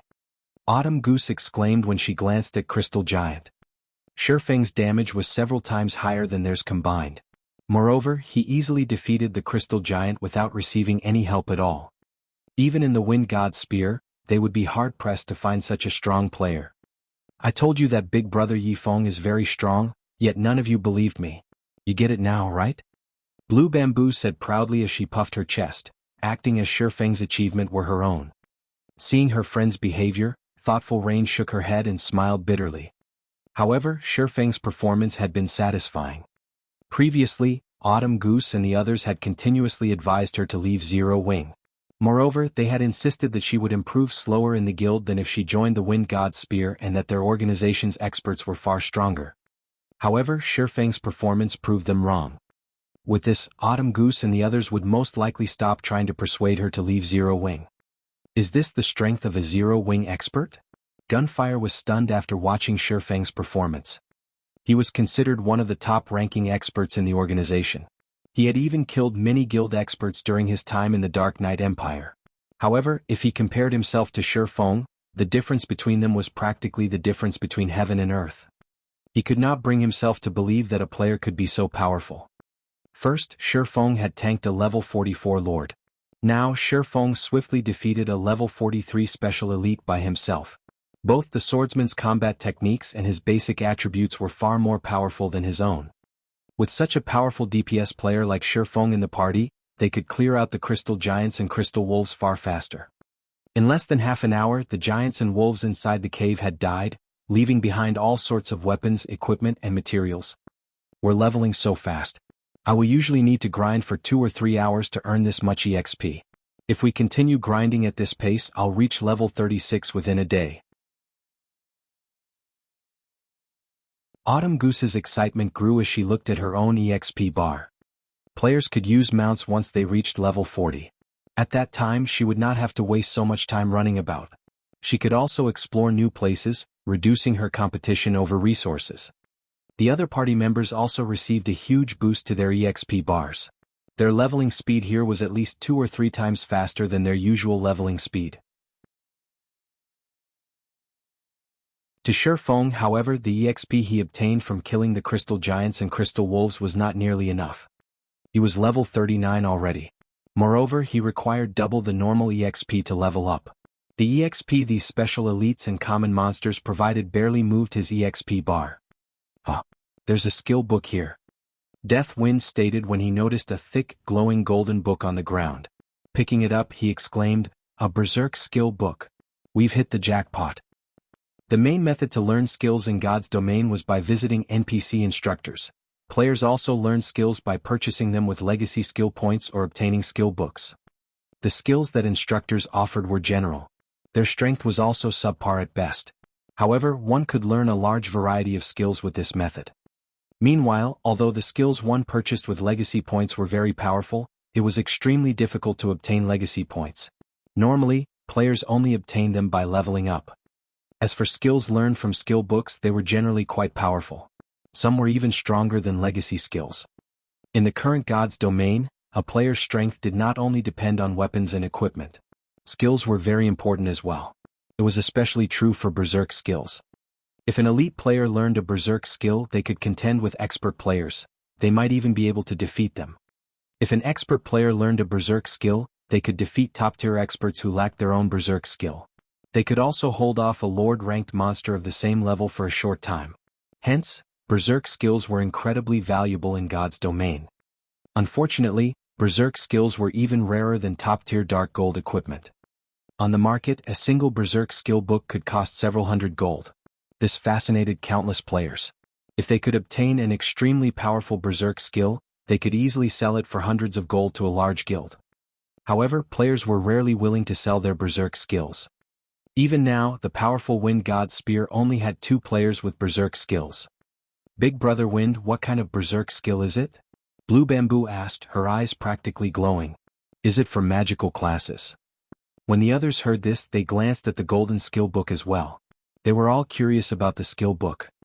"It's a melee class berserk skill called War Spirit Possession," Deathwind said. He then displayed the skill's introduction to the party chat. War Spirit Possession allows a heroic spirit to possess a melee class for a short period. When activated, decreases all skill cooldowns by 30%, increases damage by 20%, strength by 90%, agility by 50%, and endurance by 50% for 60 seconds. Cooldown 8 hours. Cannot be stacked with other attribute-increasing skills. Such a powerful berserk skill. Many in the party fell speechless after reading the skill's details. Generally, a berserk skill only increased one attribute. Berserk skills that covered multiple attributes were extremely rare. This skill book excited Autumn Goose, Deathwind, and Gunfire, who were all melee classes. On the other hand, Blue Bamboo and Thoughtful Rain were slightly disappointed. With this berserk skill, questing by themselves or fighting other players would become much easier. Don't just focus on the skill book. There's still a fine gold treasure chest here, Feng informed the others as he pointed towards the large, golden treasure chest that sat deep inside the cave.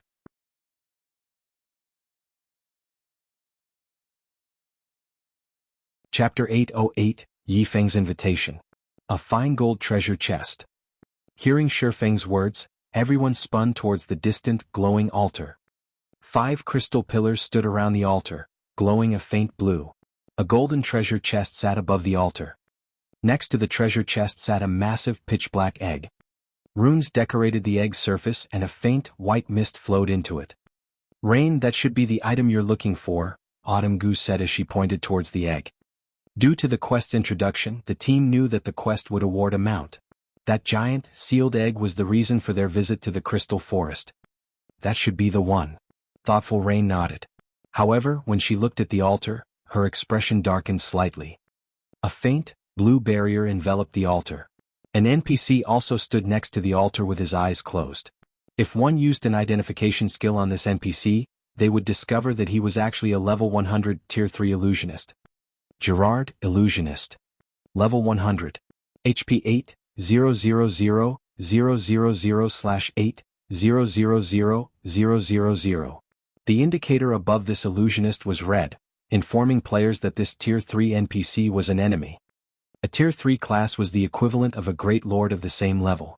Although NPCs had far less HP than Great Lords of the same level, players would rather deal with a Great Lord than a Tier 3 NPC.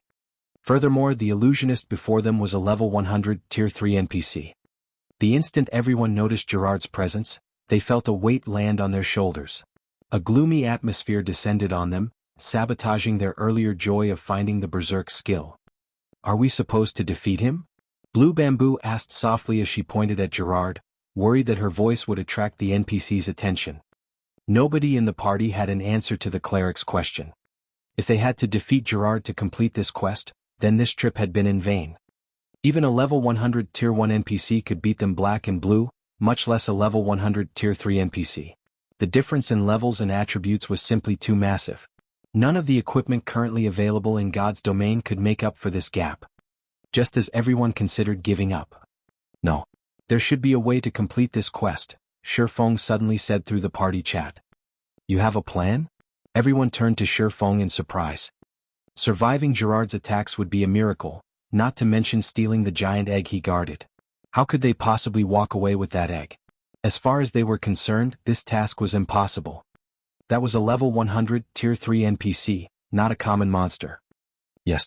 That NPC is clearly maintaining the defensive magic array and injecting most of his mana into that giant egg. There are two possible outcomes if we approach him.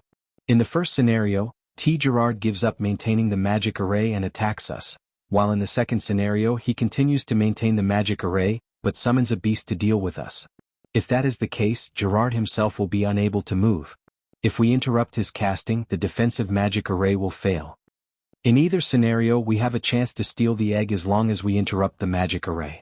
The only problem is delaying Gerald and creating an opportunity for one of us to steal the egg. Everyone nodded, agreeing with Feng's logic. But which one of us will delay the NPC? Autumn Goose asked. Even if Big Brother Wind is a shield warrior against a level 100 Tier 3 NPC, he will die instantly. And which one of us will be responsible for stealing the egg? Putting it bluntly, they did not even qualify as cannon fodder. How could they successfully steal the egg? I can delay him for a short time. However, the person stealing the egg must be quick. If they're not fast enough, this operation will fail, Feng said after giving it some thought. With his current strength, he had no hope of defeating a Tier 3 illusionist. Delaying one, however, was possible. Although Feng had spoken softly, his words had dumbfounded his companions. They had a rough understanding of this swordsman after witnessing Feng's actions and hearing what he had to say. He lived up to his words and was extremely trustworthy. Since Feng had made the claim, it meant that he was confident that he could accomplish it. Otherwise he would not have said anything at all. But there are no speed-type classes among us. We won't make it in time, Thoughtful Rain said, shaking her head. Setting aside magical classes and Feng, who had to pin down the NPC, everyone else was a warrior. They would be able to steal the egg fast enough. Don't we have the War Spirit Possession? Feng asked, chuckling. The War Spirit Possession skill increased a player's agility. Naturally, the player's speed would also increase. Moreover, he had speed scrolls in his bag. With these, they should be able to reach the egg in time. But this skill book is too valuable. Moreover, we have only come this far thanks to you, Feng. Would you really be alright with letting outsiders learn the War Spirit Possession? Autumn Goose asked awkwardly. The Berserk skill was more valuable than top-tier equipment or weapons. It's just a skill book. If you feel so bad about it, why don't you join Zero Wing? If experts like you join Zero Wing, you will be given a set of dark gold equipment. Receiving a Berserk skill is also normal. Moreover, Zero Wing's management is not strict. There aren't many restrictions on our members. If you want to go out on an adventure or do a quest, the guild will even provide with all sorts of assistance, Feng offered, grinning. All three of these players, Autumn Goose, Death Wind and Gunfire, exhibited remarkable combat standards. They only lacked some formal guidance. Otherwise they could become a force to be reckoned with. Zero Wing had grown a lot stronger. However, it still had very few experts. If Autumn Goose and the others joined Zero Wing, it would undoubtedly make the guild even stronger. Not to mention a mere berserk skill book, Feng was even willing to give each of them a tier 1 set equipment if they joined the guild. To other expert players the war spirit possession might be precious, but to Zero Wing's experts, it was nothing. Feng could simply give them the power of darkness.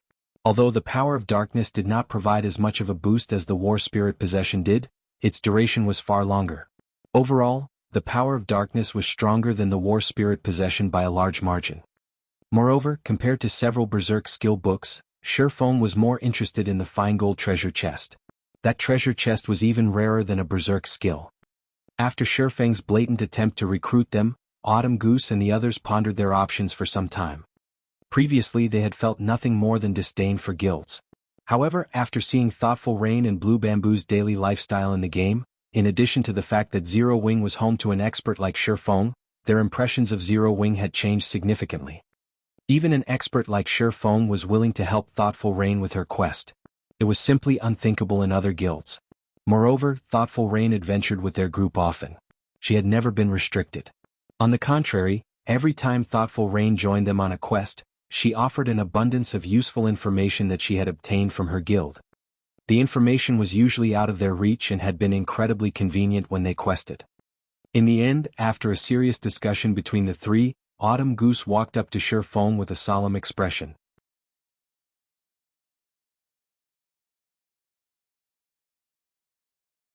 Chapter 809, Power of a Tier 3. Although we don't think that joining Zero Wing would be a mistake, we have many friends in the Wind God Spear. Various guilds are also targeting the Wind God Spear in the Dark Knight Empire. It is not in a favorable position right now. We won't abandon the Wind God Spear during such a crucial time, so please forgive us for rejecting your goodwill. Autumn Goose spoke with determination. Feng could tell that the berserker loved and was devoted to the organization. After all, they were all companions who had experienced life and death with each other. How could they abandon that for personal gain? If he were in their shoes he wouldn't do such a thing either. Moreover, Autumn Goose understood that should they join Zero Wing, if they were seen fighting with the members of the Wind God Spear, those guilds would turn to Zero Wing and cause trouble. Zero Wing would be dragged into the Wind God Spear's mess. I understand. If you wish to join a guild in the future, please consider Zero Wing. Feng nodded. However, you cannot refuse the War Spirit Possession skill book. We cannot complete this quest without it. Feng had understood that it would be very difficult to poach members from the Wind God's Spear. After all, it was an organization of players that detested guilds, to begin with. However, he had still wanted to try. He would take any opportunity he was given. After all, on the off chance he succeeded he would make a huge profit. Meanwhile, Thoughtful Rain and Blue Bamboo, who had watched this from the side, were somewhat disappointed. If Autumn Goose and the others had joined Zero Wing, they would have a much easier time questing and adventuring together. Following which, after a brief discussion, it was decided that Autumn Goose would learn the War Spirit Possession. "Ah, right, take these," Feng said. He retrieved 5 silver magic scrolls from his bag, handing them to his 5 party members. "Is this a Tier 1 instantaneous movement magic scroll?" Death Wind could not help his shock after examining the scroll. There were all kinds of magic scrolls in God's domain. Among them, the most precious were the summoning scrolls, although the instantaneous movement magic scrolls followed closely behind. Instantaneous movement magic scrolls allowed players to teleport from one location to another, although it was limited. Players could travel 300 yards in the blink of an eye with a Tier 0 instantaneous movement magic scroll, 1,000 yards with a Tier 1 scroll, and 4,000 yards with a Tier 2 scroll. It was one of the best tools for retreat. However, these scrolls were extremely rare. Even dungeon and field bosses rarely dropped them. Death Wind had only ever heard about such scrolls. On the market, one Tier 0 instantaneous movement magic scroll sold for more than 1 gold, not to mention a Tier 1 instantaneous movement magic scroll. Now that they had these scrolls, they could immediately escape the area once they obtained the egg. They could even avoid the Icefire cheetah that still guarded the cave's entrance. Autumn Goose and Gunfire were similarly speechless. "Big brother Feng, you're rich. Can I mooch off of you in the future? Blue Bamboo joked as she smiled at the Tier 1 magic scroll in her hands. Blue. Thoughtful Rain immediately flicked her friend's forehead. To think that the girl was still in the mood to fool around at such a crucial time. Begin the operation. Upon seeing Autumn Goose in position, he charged towards Gerard the illusionist. When he was 80 yards from the NPC, Gerard discovered Feng's presence. Foolish fellows. You rush to your deaths. I'll send all of you to hell. Gerard smiled disdainfully as he swung his staff. Immediately, a black magic array appeared beside Gerard. A two-headed hellhound launched itself from the magic array. Are you kidding me? A level 100 Lord-ranked monster. Isn't this cheating? Blue Bamboo's jaw dropped when she saw the Crimson Hellhound. A Tier 3 NPC was already enough trouble. Now, said NPC had summoned a level 100 Lord. This was absurd. Everyone else's expressions similarly darkened. Ha! Feng, however, only revealed a faint smile. The Hellhound hadn't surprised him in the least. An illusionist was a Tier 3 class. It was not unusual for one to summon a Tier 2 Lord. Powerful illusionists were even capable of summoning Tier 3 Lords. A Tier 3 illusionist was even more effective in battle than a Tier 3 Great Mage. Of course, while illusionists were capable of summoning powerful monsters, they were very weak. After emerging from the magic array, the Hellhound opened its two mouths and spewed crimson flames. The fire engulfed over half of the cave, and any rock that these flames touched instantly turned into molten magma. At this time, Feng activated Thunder God's Descent, increasing his movement speed and attack speed by 150%. He then transformed into a shadowy streak as he dodged the oncoming fire before continuing towards Gerard. By the time the Hellhound ceased its fiery attack, Feng was less than 40 yards away from the illusionist. Following which, Feng activated Absolute Time, silencing Gerard and cancelling his spell casting. Despicable ant. You dare to ruin my work. Gerard grew enraged. However, under a silent state, even Gerard could not cast any spells without leaving Absolute Time's effective area. Suddenly, Feng threw the blazing meteor in his hand. Flame God's Fury. A streak of crimson light appeared before Gerard. Puh. What? The party members exclaimed when they saw what had happened. Gerard had actually caught Feng's blazing meteor between his fingers. Sure enough, the difference between our attributes is simply too massive. Feng smiled bitterly. However, he had already achieved his initial goal. Gerard focused solely on him. In the next moment, both Gerard and the Hellhound charged at Feng. Both the Tier 3 illusionist and the Hellhound's attributes were far higher than Feng's. Like a powerful gale, the two enemies closed the distance between themselves and Feng.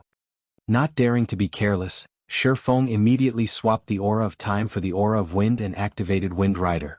His speed soaring once more, he made a mad dash for the cave's exit. Autumn Goose had also activated War Spirit Possession and dashed for the giant egg. However, Feng's situation was precarious. To avoid receiving the brunt of Gerard's full strength, he had to remain inside Absolute Time's field.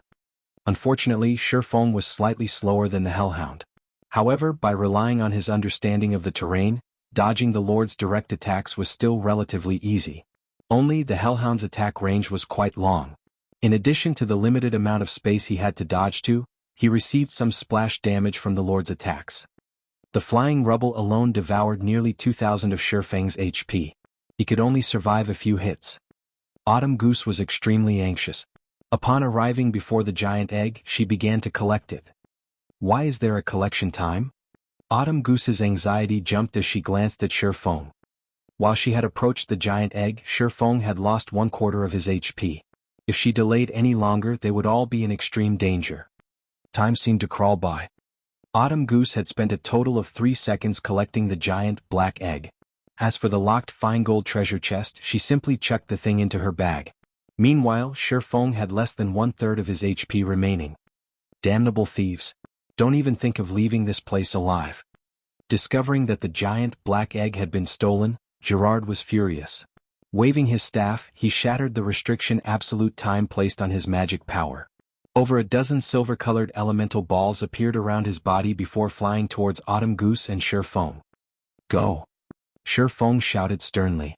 He then unfurled his own instantaneous movement magic scroll and vanished from the cave.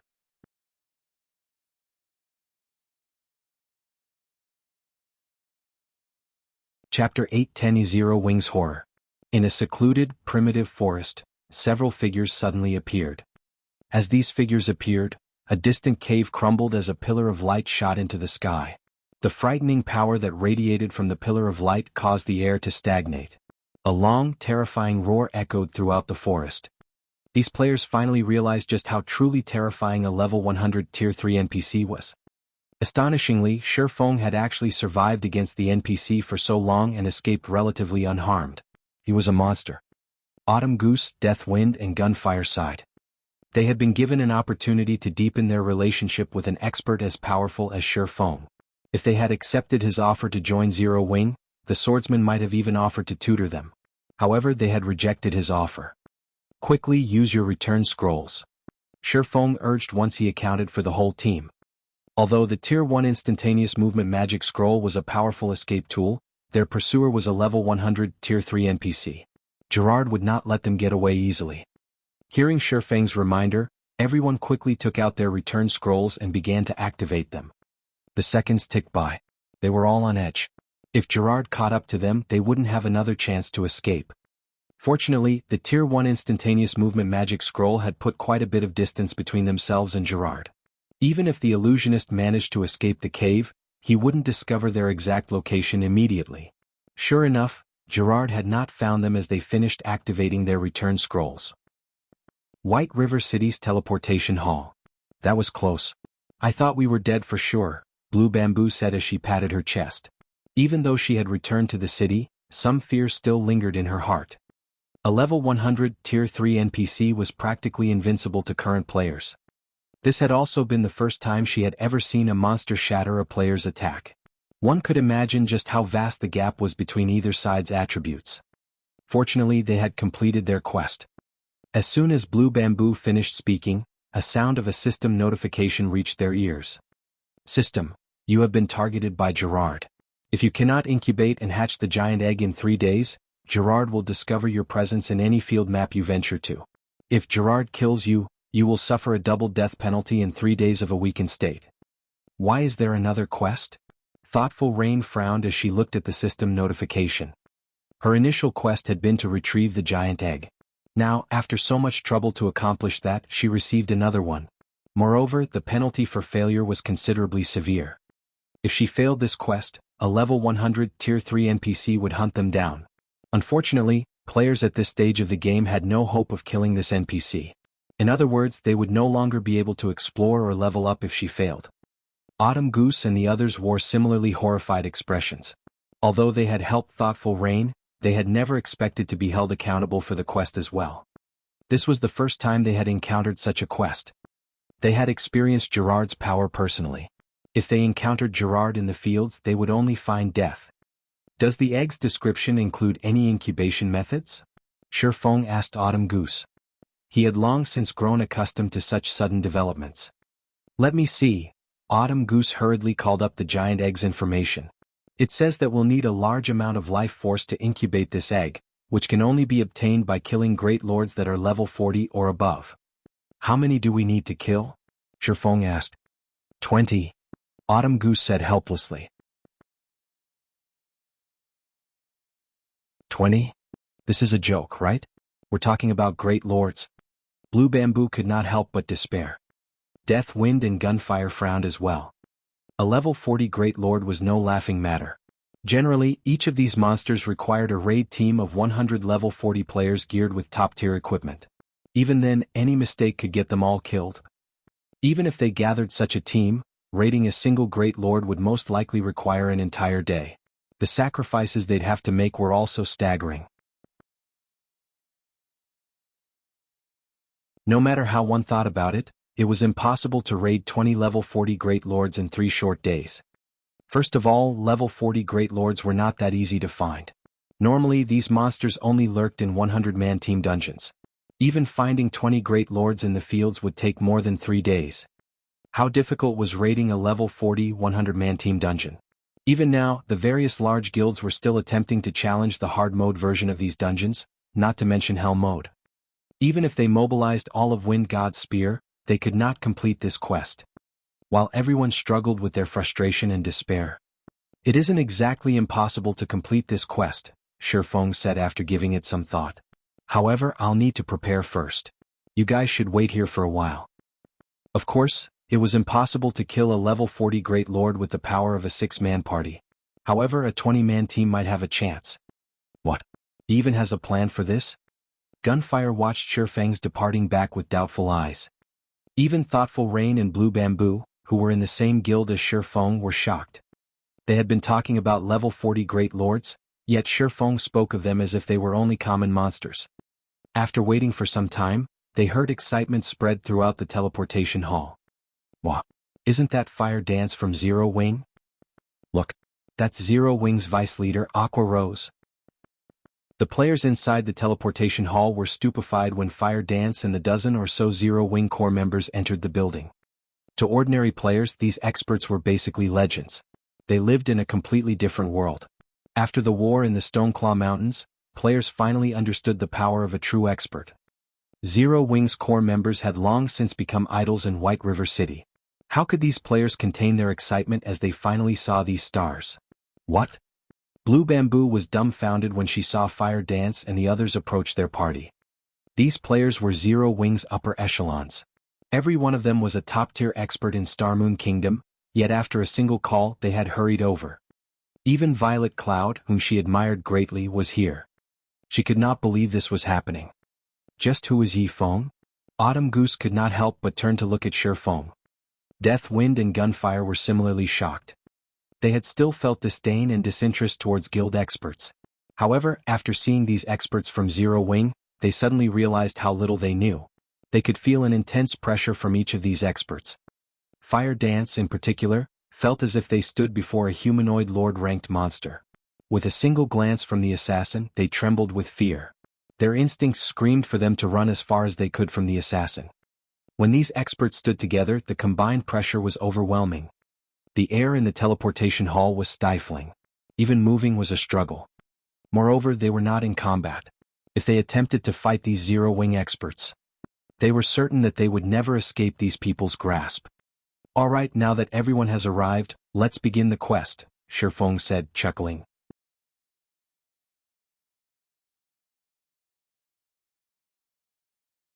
Chapter 8:11 A Giant Beast. White River City, War God's Temple. For a long time, players had seldom visited this place. However, due to the appearance of the Abyss battlefield, it had become a popular hub for players. Independent team recruiting members. Those who want the double EXP buff, come on over. Town Reclamation Team recruiting. Minimum requirement of level 30. Equipment must be at least Mysterious Iron rank. Must have reached the Trial Tower's 2nd floor. Noobs do not disturb. Looking for players to carry me through the Abyss battlefield. 5 silver for 100 honor points. Limited spots available. First come, first served. Shortly after the new expansion pack launched, everyone had adapted to the new changes. Many players had already gained some experience of the playstyle in the Abyss battlefield. Feng was very surprised when he arrived. He had not expected everyone to adapt to the Abyss battlefield so quickly. The Abyss battlefield was a paradise for experts, particularly solo experts. Due to the Abyss battlefield's appearance, many solo experts had been able to shine brilliantly in the past, creating countless legends in God's domain. The Abyss battlefield back then had also shortened the gap between independent players and guild players. One of the main reasons for this was the EXP gain. Guild members could accumulate the double EXP buff in their guild residences. Although the accumulated double EXP buff did not seem like much, ordinary players could not fight for long periods. All players needed a break at some point, whether it was to repair their weapons and equipment or to recover their concentration and stamina. Overall, a large part of a player's time in the game was spent resting. Hence, the difference the double EXP buff created became significant. However, it was extremely difficult for independent players to accumulate the double EXP buff. Aside from purchasing a house of their own in NPC cities, the only other option was to rest in a player-built city. This further highlighted the importance of the Abyss battlefield. Players would earn honor points corresponding to their performance on the battlefield. They could trade those honor points for the double EXP buff or potions. Powerful solo experts could easily earn a large number of honor points, and the double EXP buff they could purchase was far more than guild players. In addition, these solo experts were strong enough to kill monsters of a higher level. Overall, solo experts were able to level only slightly slower than guild experts. Aside from the EXP buff, honor points could also be traded for top-tier equipment. Although the equipment's attributes leaned more towards PvP, it was still valuable. The various large guilds also took advantage of the Abyss battlefield to grind for top-tier equipment. There were many bosses in the Abyss battlefield. Every town that monsters conquered would contain multiple bosses. The weakest among these bosses were lords, while most were great lords. Some towns were even protected by high lords or mythic monsters. Guilds didn't need to look far to find field bosses. However, although there were many advantages to the Abyss battlefield, it had its downsides as well. Every player who entered the battlefield was allotted one life each day.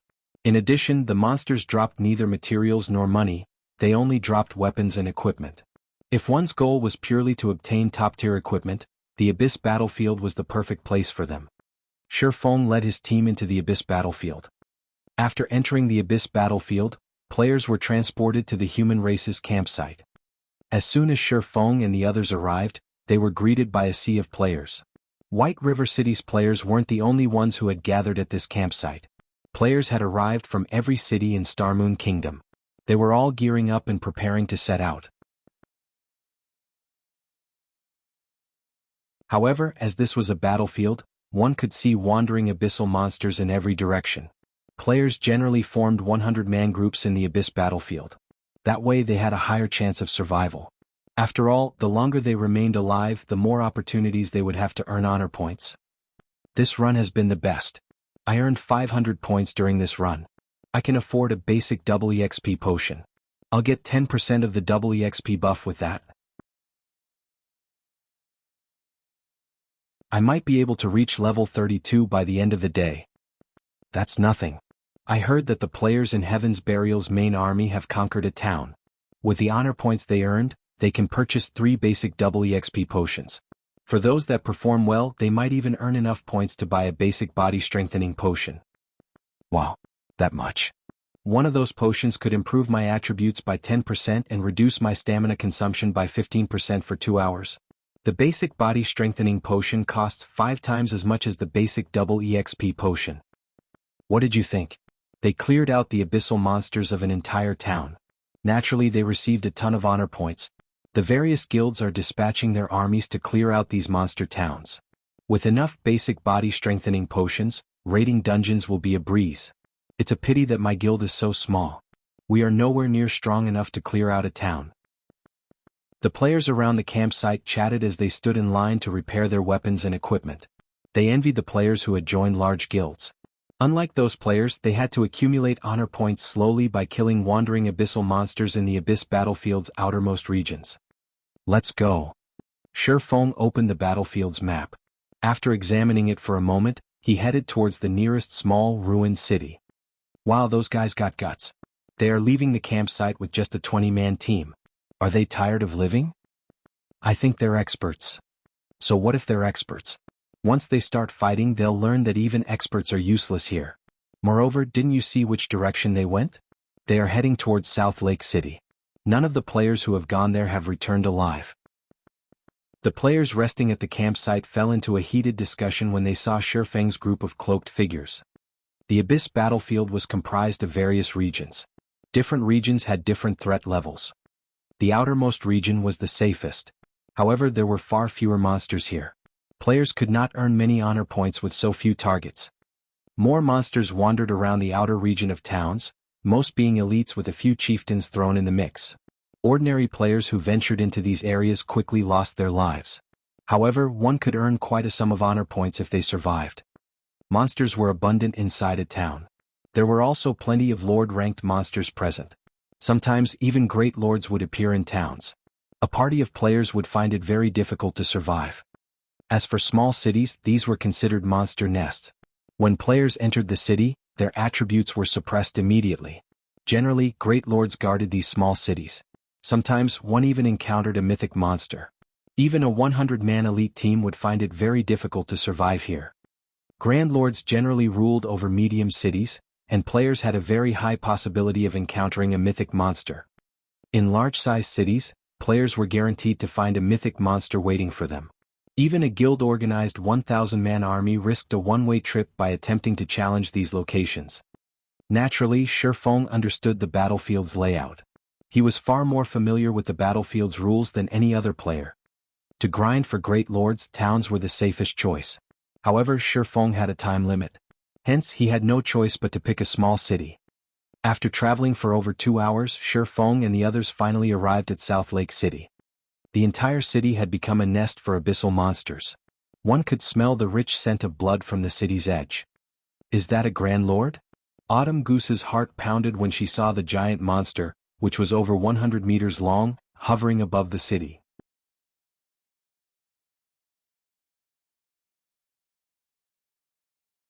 Chapter 8:12 Siege. How can a monster be so massive?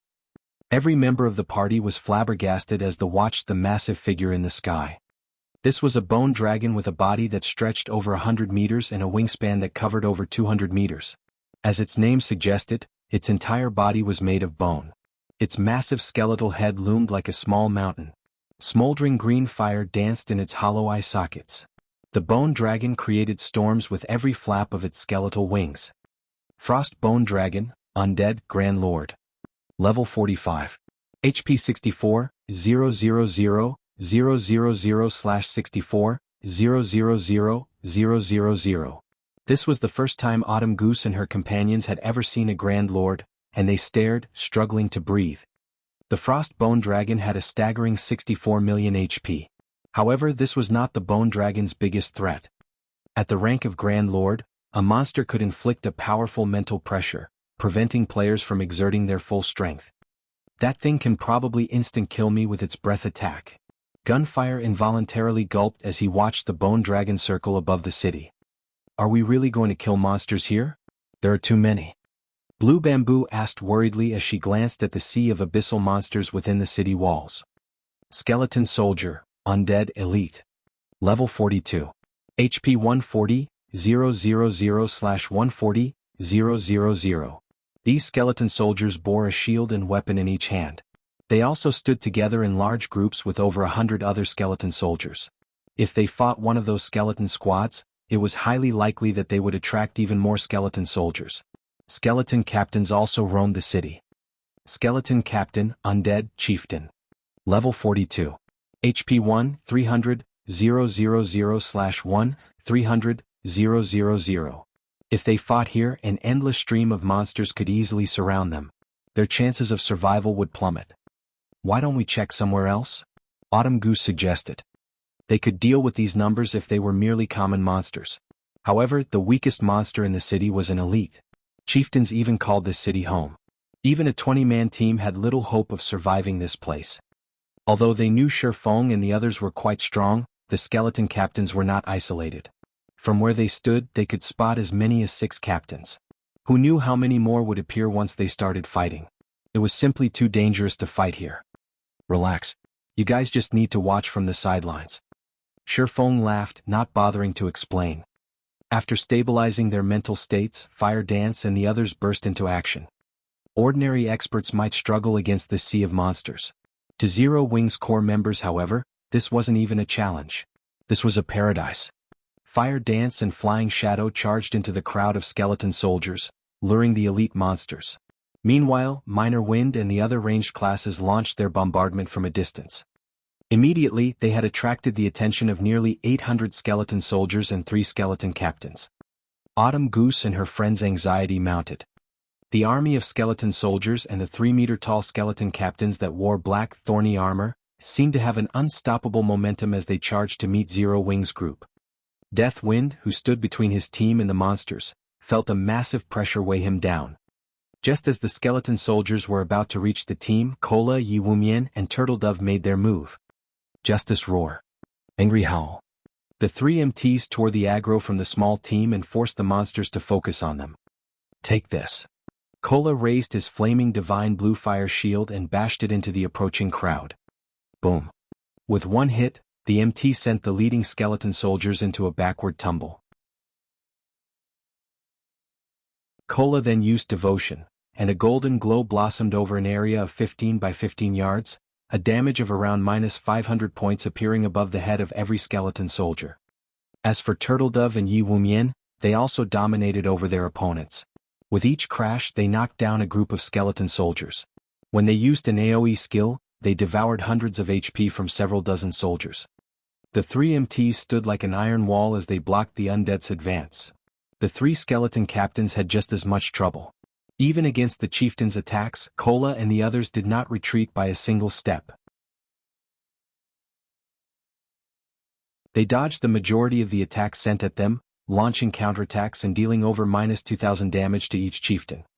So strong. Gunfire could not help his shock. Not only could these three MTs hold back the hundreds of elite monsters and three chieftains, but they also dodged most of the incoming attacks, barely losing any HP. They should have stabilized the aggro by now. Let's start attacking as well, Blackie said excitedly. As Blackie spoke, he activated Stars of Light. Aqua Rose also used the Tier 1 spell, Death and Decay. Meanwhile, Feng had switched to the Aura of Fire and activated Firestorm. At this time, Kola and the others suddenly stomped the three skeleton captains, causing all three to lose their balance and fall to the ground. Immediately after, the three MTs retreated. In the next moment, the area before Kola and the others transformed into hell itself. Huge stars fell from the sky, black smoke emerged from the ground, and fire erupted into the air. The ground shook as if the end of the world had arrived. Boom, boom, boom.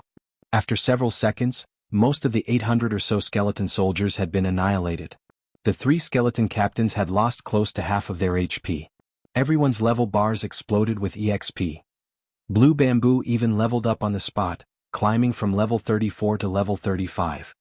At this time, Kola and the others slammed their shields into the three skeleton captains and began building their aggro once more. Meanwhile, Shadow Sword and Rampant Blade used charge and appeared before a skeleton captain. They then swung their great swords at the chieftain's joints, momentarily freezing the captain's movement. Two critical damages of over -5,000 points appeared above the chieftain's head. As for Fire Dance, she appeared behind another skeleton captain and used Absolute Strike. -28,467. Fire Dance immediately followed up with a backstab, her attack triggering 1,000 transformations critical point effect. The fragmented legendary weapon then transformed into a streak of silver light as it pierced and shattered the skeleton captain's sturdy armor. A frightening damage of -19,482 points appeared above the skeleton captain's head. Is she even human? Fire Dance's damage shocked Autumn Goose and her team. Thoughtful Rain and Blue Bamboo were also shocked into silence. This was their first time they had seen their guild's upper echelons grind monsters. The difference between the way they normally grinded was like the difference between heaven and earth. In a party dungeon, a chieftain-ranked monster was a boss. In front of Fire Dance, however, it was no different than a common monster. Not a single one of Fire Dance's attacks dealt less than -10,000 damage. Under the continuous bombardment of Zero Wing's core members, the three skeleton captains had not even had a chance to land a finger on Kola and the other two MTs. Meanwhile, Violet Cloud, one of the team's healers, had become one of the main damage dealers. Each of her numerous mana balls dealt over -600 damage to the skeleton captains. As a result, the chieftain's HPs fell at a rate visible to the naked eye. After just 20 seconds, the three skeleton captains and the remaining skeleton soldiers crumbled to the ground, transforming into piles of bones and dropping several pieces of equipment. They also granted every player with a significant amount of EXP.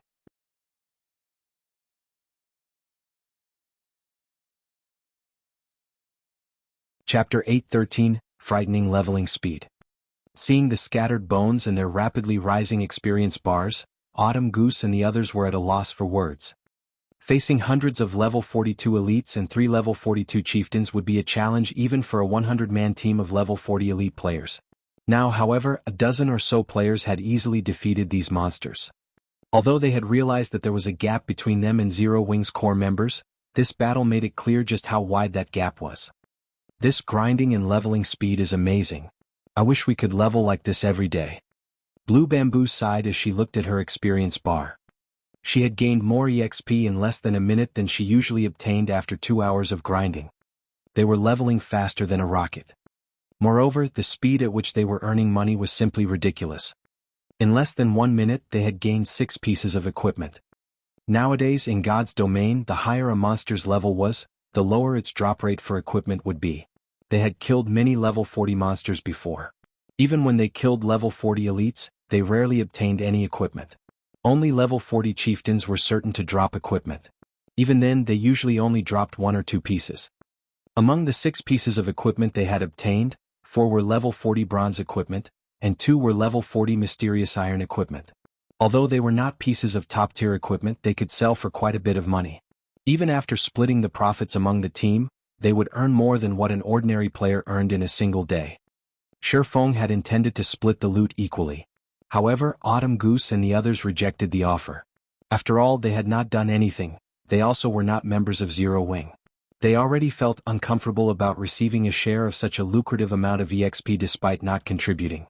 As for Thoughtful Rain and Blue Bamboo, the 2 girls similarly rejected the offer. In the end, Feng had no choice but to pass the equipment to Aqua Rose to store in the guild warehouse. Fire Dance, Flying Shadow, Minor Wind, lure the monsters. We'll clear the city's borders before we enter the city itself, Feng commanded after he finished collecting the drops. In the Abyss battlefield, the basic strategy to capture a city was to eliminate the monsters in the outer edge. If they did not take care of the minions outside the city, once they started fighting in the city, a single roar from a boss could very well attract every single minion. The monsters would surround them, greatly increasing their chances of wiping. Hence, it was important to annihilate the monsters outside the city first. Moreover, in the Abyss battlefield, monsters in towns and cities had long respawn times. They didn't have to worry about endless respawning. They also wouldn't have to waste a lot of time getting out of the city. Following which, Fire Dance, Flying Shadow, and Minor Wind lured wave after wave of monsters towards Cola and the others. After the MTs had built up their aggro with the skeleton captains, Feng would use Firestorm. Anyone else who possessed AoE skills would join him with their own attacks, finishing off the skeleton soldiers quickly. Afterward, everyone would focus their attacks on the chieftain-ranked skeleton captains. The team finished off a wave of monsters every 5 minutes, rapidly filling their experience bars. After 3 hours of hard work, Autumn Goose and the others reached level 35, whereas Blue Bamboo reached level 36. The 5 felt as if they were dreaming as they watched their absurd leveling speed. We're leveling so fast. I'm the same level as the boss now. Gunfire was flabbergasted by his own level. Autumn Goose and Death Wind had similar reactions. Even expert players needed to grind for 2 or 3 days just to reach their level. It should be known that there were 48 hours in a single day in God's domain. Now, however, they had only taken 3 hours to level up. Their leveling speed was ridiculous. Furthermore, the monsters outside the city were no threat to Zero Wings members at all. Finally, after grinding for over 9 hours, the team had managed to kill all the abyssal monsters in South Lake City's outer region. Meanwhile, Thoughtful Rain and the others had reached level 37. Whereas Fire Dance, Aqua Rose, and the other members of Zero Wing had reached level 39. As for Feng, he had reached 81% of level 39. He was only 19% away from the level 40 threshold. After clearing out the monsters from the city's north side, Feng led everyone into the city. South Lake City was far more dangerous inside its walls than it was outside. Abyssal monsters had a hierarchy. The lowest monsters generally lived in the outermost regions. As players ventured deeper into a city, they would encounter higher-ranked and stronger monsters. Rather than increasing inside the city, the concentration of monsters decreased significantly. However, it was not difficult to spot the skeleton warriors that roamed the city streets. Skeleton Warrior, Undead Special Elite. Level 42. HP 550, 000/550, 000. The city was also home to plenty of skeleton captains. Even a level 40 100-man elite team would have to be extremely careful upon arriving here. One mistake could attract hundreds of skeleton warriors and 7 or 8 skeleton captains, leaving the team surrounded. Fortunately, Zero Wing's core members would have little trouble handling such a situation. They could defeat a monster army of such size with relative ease. However, Feng's goal was not to level up, but to kill great lords. Hence, he prioritized scouting the city over grinding. I've discovered a great lord over here. Flying Shadow, who used stealth to scout the city, reported through the team chat. I'm in the city plaza. Only there is another team of players fighting the Great Lord right now. Who are they? Feng asked, surprised. The others were surprised and curious as well. South Lake City was many times more dangerous than monster towns in the Abyss battlefield. Even a level 40, 100-man elite team had to be extremely careful here. Their team had spent so much time clearing out the monsters around the city, yet someone had gotten ahead of them and had already begun killing a Great Lord. They're a 100-man team. These people are wearing a guild emblem, so they should be the main force of some guild, Flying Shadow reported as he observed the situation. The lowest leveled player is level 34, while the commander is level 36. Currently they've dropped the Great Lord's HP by a third and have yet to suffer any losses. Field Great Lords were different from Dungeon Great Lords. They were a lot stronger. However, they did have a little less HP. The fact that the team had taken one-third of a level 40-plus Great Lord's HP without losing a single member showed that the team was extraordinarily strong. Hold on, I'll send you their battle video. Flying Shadow then started recording a short video before sharing it with the team. I've never seen their guild emblem before. I don't think that it's a Star Moon Kingdom guild. However, the fact that they can handle a Great Lord this well shows that the guild is certainly not ordinary. Upon receiving the video, they watched the short clip of this guild in battle. In the video, the corpses of abyssal monsters filled the wide fountain plaza. Meanwhile, a group of players faced a giant skeleton. The giant skeleton stood over 10 meters tall. The skeleton wore black, heavy armor and wielded two massive war axes. Skeleton General, Undead, Great Lord. Level 43. HP 18-000/18-000-000. The Skeleton General brandished its war axes madly, each swing causing the earth to tremble. However, the players fighting the Skeleton General were very coordinated. Their MTs guided the Skeleton General's attacks to an area void of other people. Meanwhile, the healers and ranged damage dealers responded when and how they needed to, decreasing the Great Lord's HP continuously. Overall, the players were quite organized. This is interesting. I hadn't expected to meet them in a place like this. Feng's lips curled up into a faint smile after seeing the players in the video.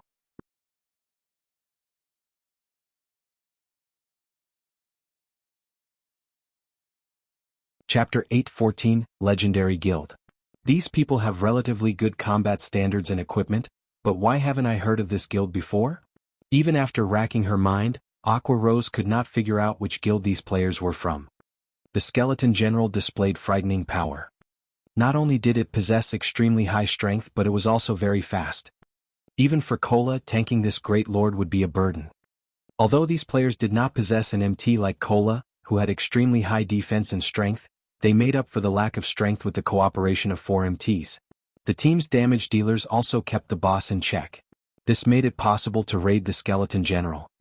Moreover, the team's damage dealers and healers were very powerful. Almost all of them dealt over -1000 damage with each attack, causing the Skeleton General's HP to decrease slowly but steadily. It was only a matter of time before they defeated the Great Lord. No ordinary guild was capable of such a feat generally, only the experts of famous large guilds could raid a level 43 Great Lord so easily. However, Aqua Rose knew nearly every famous guild in the virtual gaming world, but she had never seen this guild emblem before. Look, that Skeleton General seems to be summoning a companion. Cola shouted as he watched the surrounding monsters gather towards Skeleton General, who stood in the plaza's heart with a grim expression. The others were also shocked. They had not expected the boss inside the city to have such a move. With this, killing the Skeleton General would be far more difficult. After all, one was already required to go all out against a Great Lord. More monsters joining the fray might become the last straw that broke the camel's back. Everyone finally understood why Feng had them clear out the surrounding monsters while on their way, rather than avoiding confrontation. This boss is too overpowered. It has lured another Great Lord. Flying Shadow, who hid in the plaza, stated as he watched the blurry figure fly straight towards the skeleton warrior. Agonizing Banshee, Undead, Great Lord. Level 40. HP 17-000/17-000-000. Although the Agonizing Banshee had less HP than the Skeleton General, it was a magical class monster. It posed more of a threat than the first undead. The instant the Agonizing Banshee arrived, she released a piercing screech, forcing over a dozen players into a confused state. These players lost all control over their bodies as they began behaving like raving lunatics. The sudden development was precarious for the team. "Let's head over and take a look," Feng said, laughing as he watched the agonizing banshee massacre the team of players. It was not unusual that Aqua Rose had not heard of this guild. After all, the guild wasn't famous, it was an upstart guild. The guild's name was Immortal Light. Immortal Light was based in the Twin Towers Kingdom. The Twin Towers Kingdom and Starmoon Kingdom were adjacent to each other. Hence, Feng knew quite a bit about the Twin Towers Kingdom. Although Immortal Light was only an upstart guild, it had performed exceedingly well in the competition for dominance over the Twin Towers Kingdom. It had stolen over a dozen cities from the first-rate guild, Emperor's Light, going as far as to occupy the third largest city in the Twin Towers Kingdom. In Feng's previous life, Immortal Light had been one of Shadow's allies. However, Immortal Light was much stronger than Shadow had been. In God's domain, it was very difficult for a small guild to survive. Hence, these guilds needed to work together. However, Immortal Light was different from Shadow. After 10 years of development in God's domain, it had become a first-rate guild and had occupied over half of the Twin Towers Kingdom. It had even dominated various cities in other kingdoms. Back then, it had developed into a guild that could rival even Ouroboros. Meanwhile, Immortal Light's guild leader, Sindhart, was a very famous expert in God's domain. He had been one of God's domain's 12 sacred elementalists in the past. Immortal Light also had several other Tier 5 experts. Even Ouroboros and Emperor's Light had not dared to provoke the guild in the past. One could say that Immortal Light had been a legend in the Twin Towers Kingdom. In just a few years, a no-name guild had gone from an organization without any background or backing to a huge existence in the virtual gaming world, which even first-rate guilds feared and respected. The difficulty of such a feat was unimaginable. Feng never imagined that he would actually encounter this guild so soon. "Do you know them?" Fire Dance asked curiously. She understood Feng quite well. He would not attack someone unless they attacked him first. In addition, his pride as an expert would not allow him to steal a boss from a stranger. Even if he wanted the boss, he would simply wait for the two great lords to annihilate the other team. However, since Feng chose to approach the battle, it was likely that he knew the guild. "Something like that," Feng replied vaguely, not knowing how to answer this question. In the past, he had been acquainted with this group from Immortal Light. In this life, however, they did not know him. Above the wide plaza, two great lords and dozens of skeleton warriors faced down the 100-man team. "Split up the bosses. Rangers, kite the minions," the team's leader, Sindhart, shouted. He would not let his confidence waver even though his team now had to fight two great lords simultaneously. On the contrary, he remained extraordinarily calm as he commanded the battle. "Guild leader, that agonizing Banshee's AoE spells are too powerful. We've already lost 8 people. Thousand Leisures, lead your group and follow me. We'll suppress the Banshee together. Everyone else, focus on the skeleton general." Even Sindhart was helpless against the Banshee's shadow sweep attack. He could only lead a contingent to distract the Great Lord. Immediately, with Sindhart at the lead, 10 players activated a barrier magic array around the agonizing Banshee, trapping the Great Lord behind a purple barrier. "Narrow the magic array's area," Sindhart shouted as he watched the Banshee resist. Quickly, the 10 players controlling the magic array shrank the magic array, sealing the agonizing Banshee inside a small, purple globe and preventing the Great Lord from moving. "Guild leader, someone's heading this way. How are there other people here?" At this moment, even Sindhart grew anxious. To surely kill the skeleton general, they had even used their most precious barrier magic array. They could not afford any more surprises. "This guild is quite impressive. They have an intermediate magic array as well," Aqua Rose stated when she saw the hovering, purple ball. She could estimate the barrier's strength with a single glance. Currently, in God's domain, being able to obtain a basic magic array was quite a feat. One could probably count the number of intermediate magic arrays players had found on one hand. Yet now, an unknown guild employed their own. The guild clearly had an extraordinary background. "Friend, if you are interested in these two great lords, why don't we take them on together and split the loot equally?" Sindhart shouted. Although the group that had just arrived only consisted of 20 players, the fact that this small group had made it this far spoke of their extraordinary strength. Without knowing Feng and his team's motives, Sindhart was unwilling to give up on the great lords. Hence he might as well make them an offer. After all, even if Feng's team were strong, they could not handle two great lords at once. Guild leader, I think they're from Zero Wing. What? Zero Wing? Isn't that Starmoon Kingdom's #1 guild? The players from Immortal Light were instantly on edge, wearing grim expressions.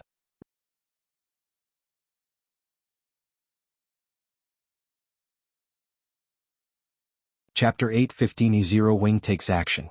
Why are they here? Sindhart was shocked when he saw Feng and his team. Even in the Twin Towers Kingdom, Zero Wing was resoundingly famous.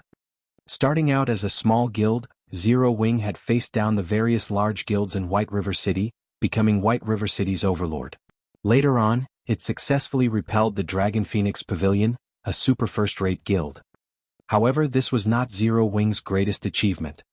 Afterward, Zero Wing had occupied Stone Forest Town and won a war against the joint forces of the Star Alliance, a first-rate guild and their various allies, instantly becoming the most sought-after guild in Starmoon Kingdom.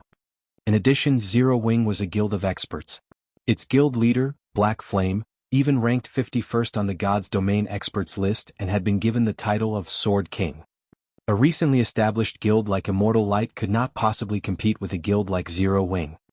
Those people are Zero Wing's upper echelons. Look, that's Aqua Rose. Fire Dance is here as well. Look over there.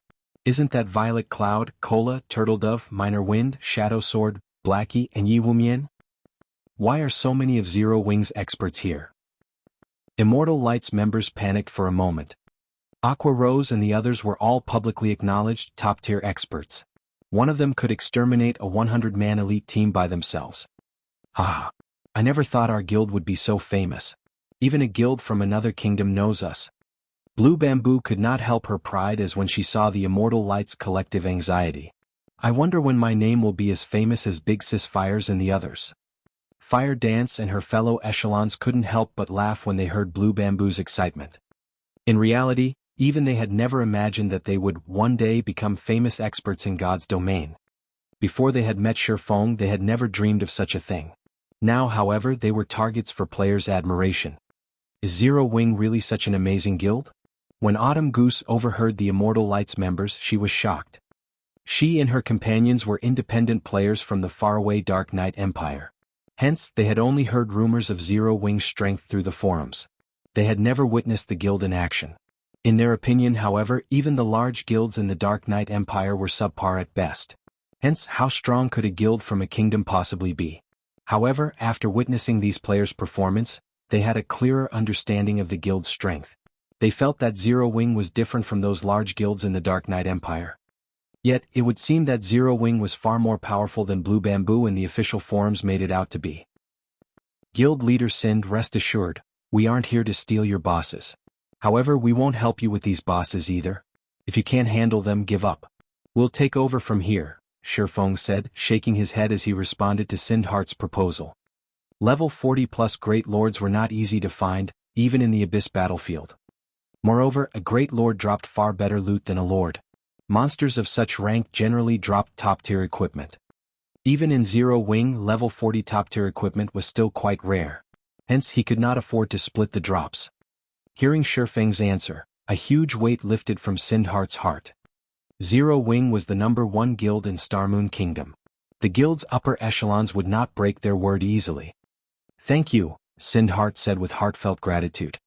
Following which, Sindhart commanded his team to focus on the Skeleton General, which only had 60% of its HP remaining. The agonizing Banshee was still trapped inside the intermediate magic array, so it was possible to kill the Skeleton General. Time passed quickly. Finally, Immortal Light's members reduced the Skeleton General's HP to 30%. Be careful. The Skeleton General is about to go berserk. Sindhart hurriedly reminded his team. Immortal Light's MTs began to prepare, activating their life-saving skills. The healers at the rear also readied themselves. Humans, I will devour you, the Skeleton General shouted, its eyes releasing a bloody radiance. Suddenly, the Skeleton General split into 3 copies of itself. All 3 were identical, even down to their HP bars. Amazing, this skeleton general actually knows a duplication skill. Aqua Rose exclaimed. Among the many bosses they had encountered, very few could duplicate themselves. Any bosses capable of such a feat were extremely difficult to fight. Suddenly dealing with 2 additional bosses could destroy a team's formation and rhythm. If not handled properly, it would not take long for the team to suffer annihilation. They're in trouble, Fire Dance stated as she glanced at the 3 skeleton generals. Each general radiated the same pressure. This meant that all 3 skeleton generals had the same combat power. It had taken almost everything the Immortal Light members had to deal with the 1 skeleton general. Now, they had to take down 3 such monsters simultaneously. While Zero Wings members discussed the situation among themselves, several Immortal Light MTs were thrown into the air. Until now, the team had relied on the combined strength of 3 or 4 MTs to defend against the skeleton general's attacks. Now that they had to fight 3 Great Lords at the same time, their MTs had to split up. As a result, they didn't have enough strength to tank the bosses. In 10 short seconds, Immortal Light lost another 8 members. Guild leader at this rate will most likely wipe. How did things come to this? Sindheart balled his fists, frustration filling his heart. They had already lacked enough members to deal with the skeleton general. Furthermore, to deal with the agonizing Banshee, they had been forced to split their team and pull 10 members away from the main fight. Now that the general had split into 3, they didn't have nearly enough strength to face the boss. A single attack from one of the Great Lords could obliterate over 7,000 HP from one of their MTs. If the MTs did not block the attack with their shields, they might die instantly. Retreat, Sindheart commanded, gnashing his teeth. If they wasted any more time, none of them would leave this place alive. If they retreated now, at the very least, half of their numbers might survive. They can't hold on anymore, Blackie chuckled. Let's go then, Feng said. Hearing Feng's command, Zero Wings members exploded into action. Kola and Yi Wumian charged at the fully regenerated skeleton general, whereas Turtledove made her way towards the agonizing Banshee. We're going in now? Autumn Goose and the others were momentarily stunned, thinking that they had heard wrong. Although Immortal Light's members had already left, there were still 2 Great Lords in the plaza. What could they possibly do with a team of 20 players? What are they trying to do? The members of Immortal Light who had escaped were even more flabbergasted. Zero Wings' team had far too few members. Furthermore, to deal with the 2 Great Lords, their team of 20 had to split itself. This was insane. Just as Autumn Goose, Thoughtful Rain, and the others struggled against their days, the battle against the 2 Great Lords had begun. Kola sent a shield of vengeance at the skeleton general, taking more than 2,000 of the Great Lord's HP. He then followed up with a hammer of sanctions, eliminating another 3,000 plus HP and focusing the Great Lord's aggro on himself. Facing the skeleton general's quick blow, Kola raised his shield and received the attack. He was immediately forced to retreat by 6 steps, both his hands numbing slightly. A damage of over -3,000 points appeared above his head. However, to Kola, who had over 18,000 HP, this damage was acceptable. That's a lot of strength. I can use this opportunity to test a move that I recently learned. Kola smiled. Seeing another of the skeleton general's battle axes swiftly approach, he lifted his shield, blocking and pushing against the attack. As the attack sent Kola backward, he only lost around 1,700 HP, far less than the previous attack. Very quickly, Violet Cloud recovered his HP to full. Let's also begin, Aqua Rose said as she smiled at the agonizing Banshee. She then used Blue Fire Summon. Immediately, 3 Blue Fire Crows appeared on the battlefield and assisted Turtledove against the agonizing Banshee. You're tuning in to the Han Lee's Wuxia Adventures YouTube channel. We're so grateful for your support, and don't forget to subscribe to join us on this incredible journey through captivating stories. Your generosity through donations truly makes a world of difference, as it's the primary source of revenue that allows me to expand and enhance this channel for you. Thank you from the bottom of my heart for being a part of this adventure.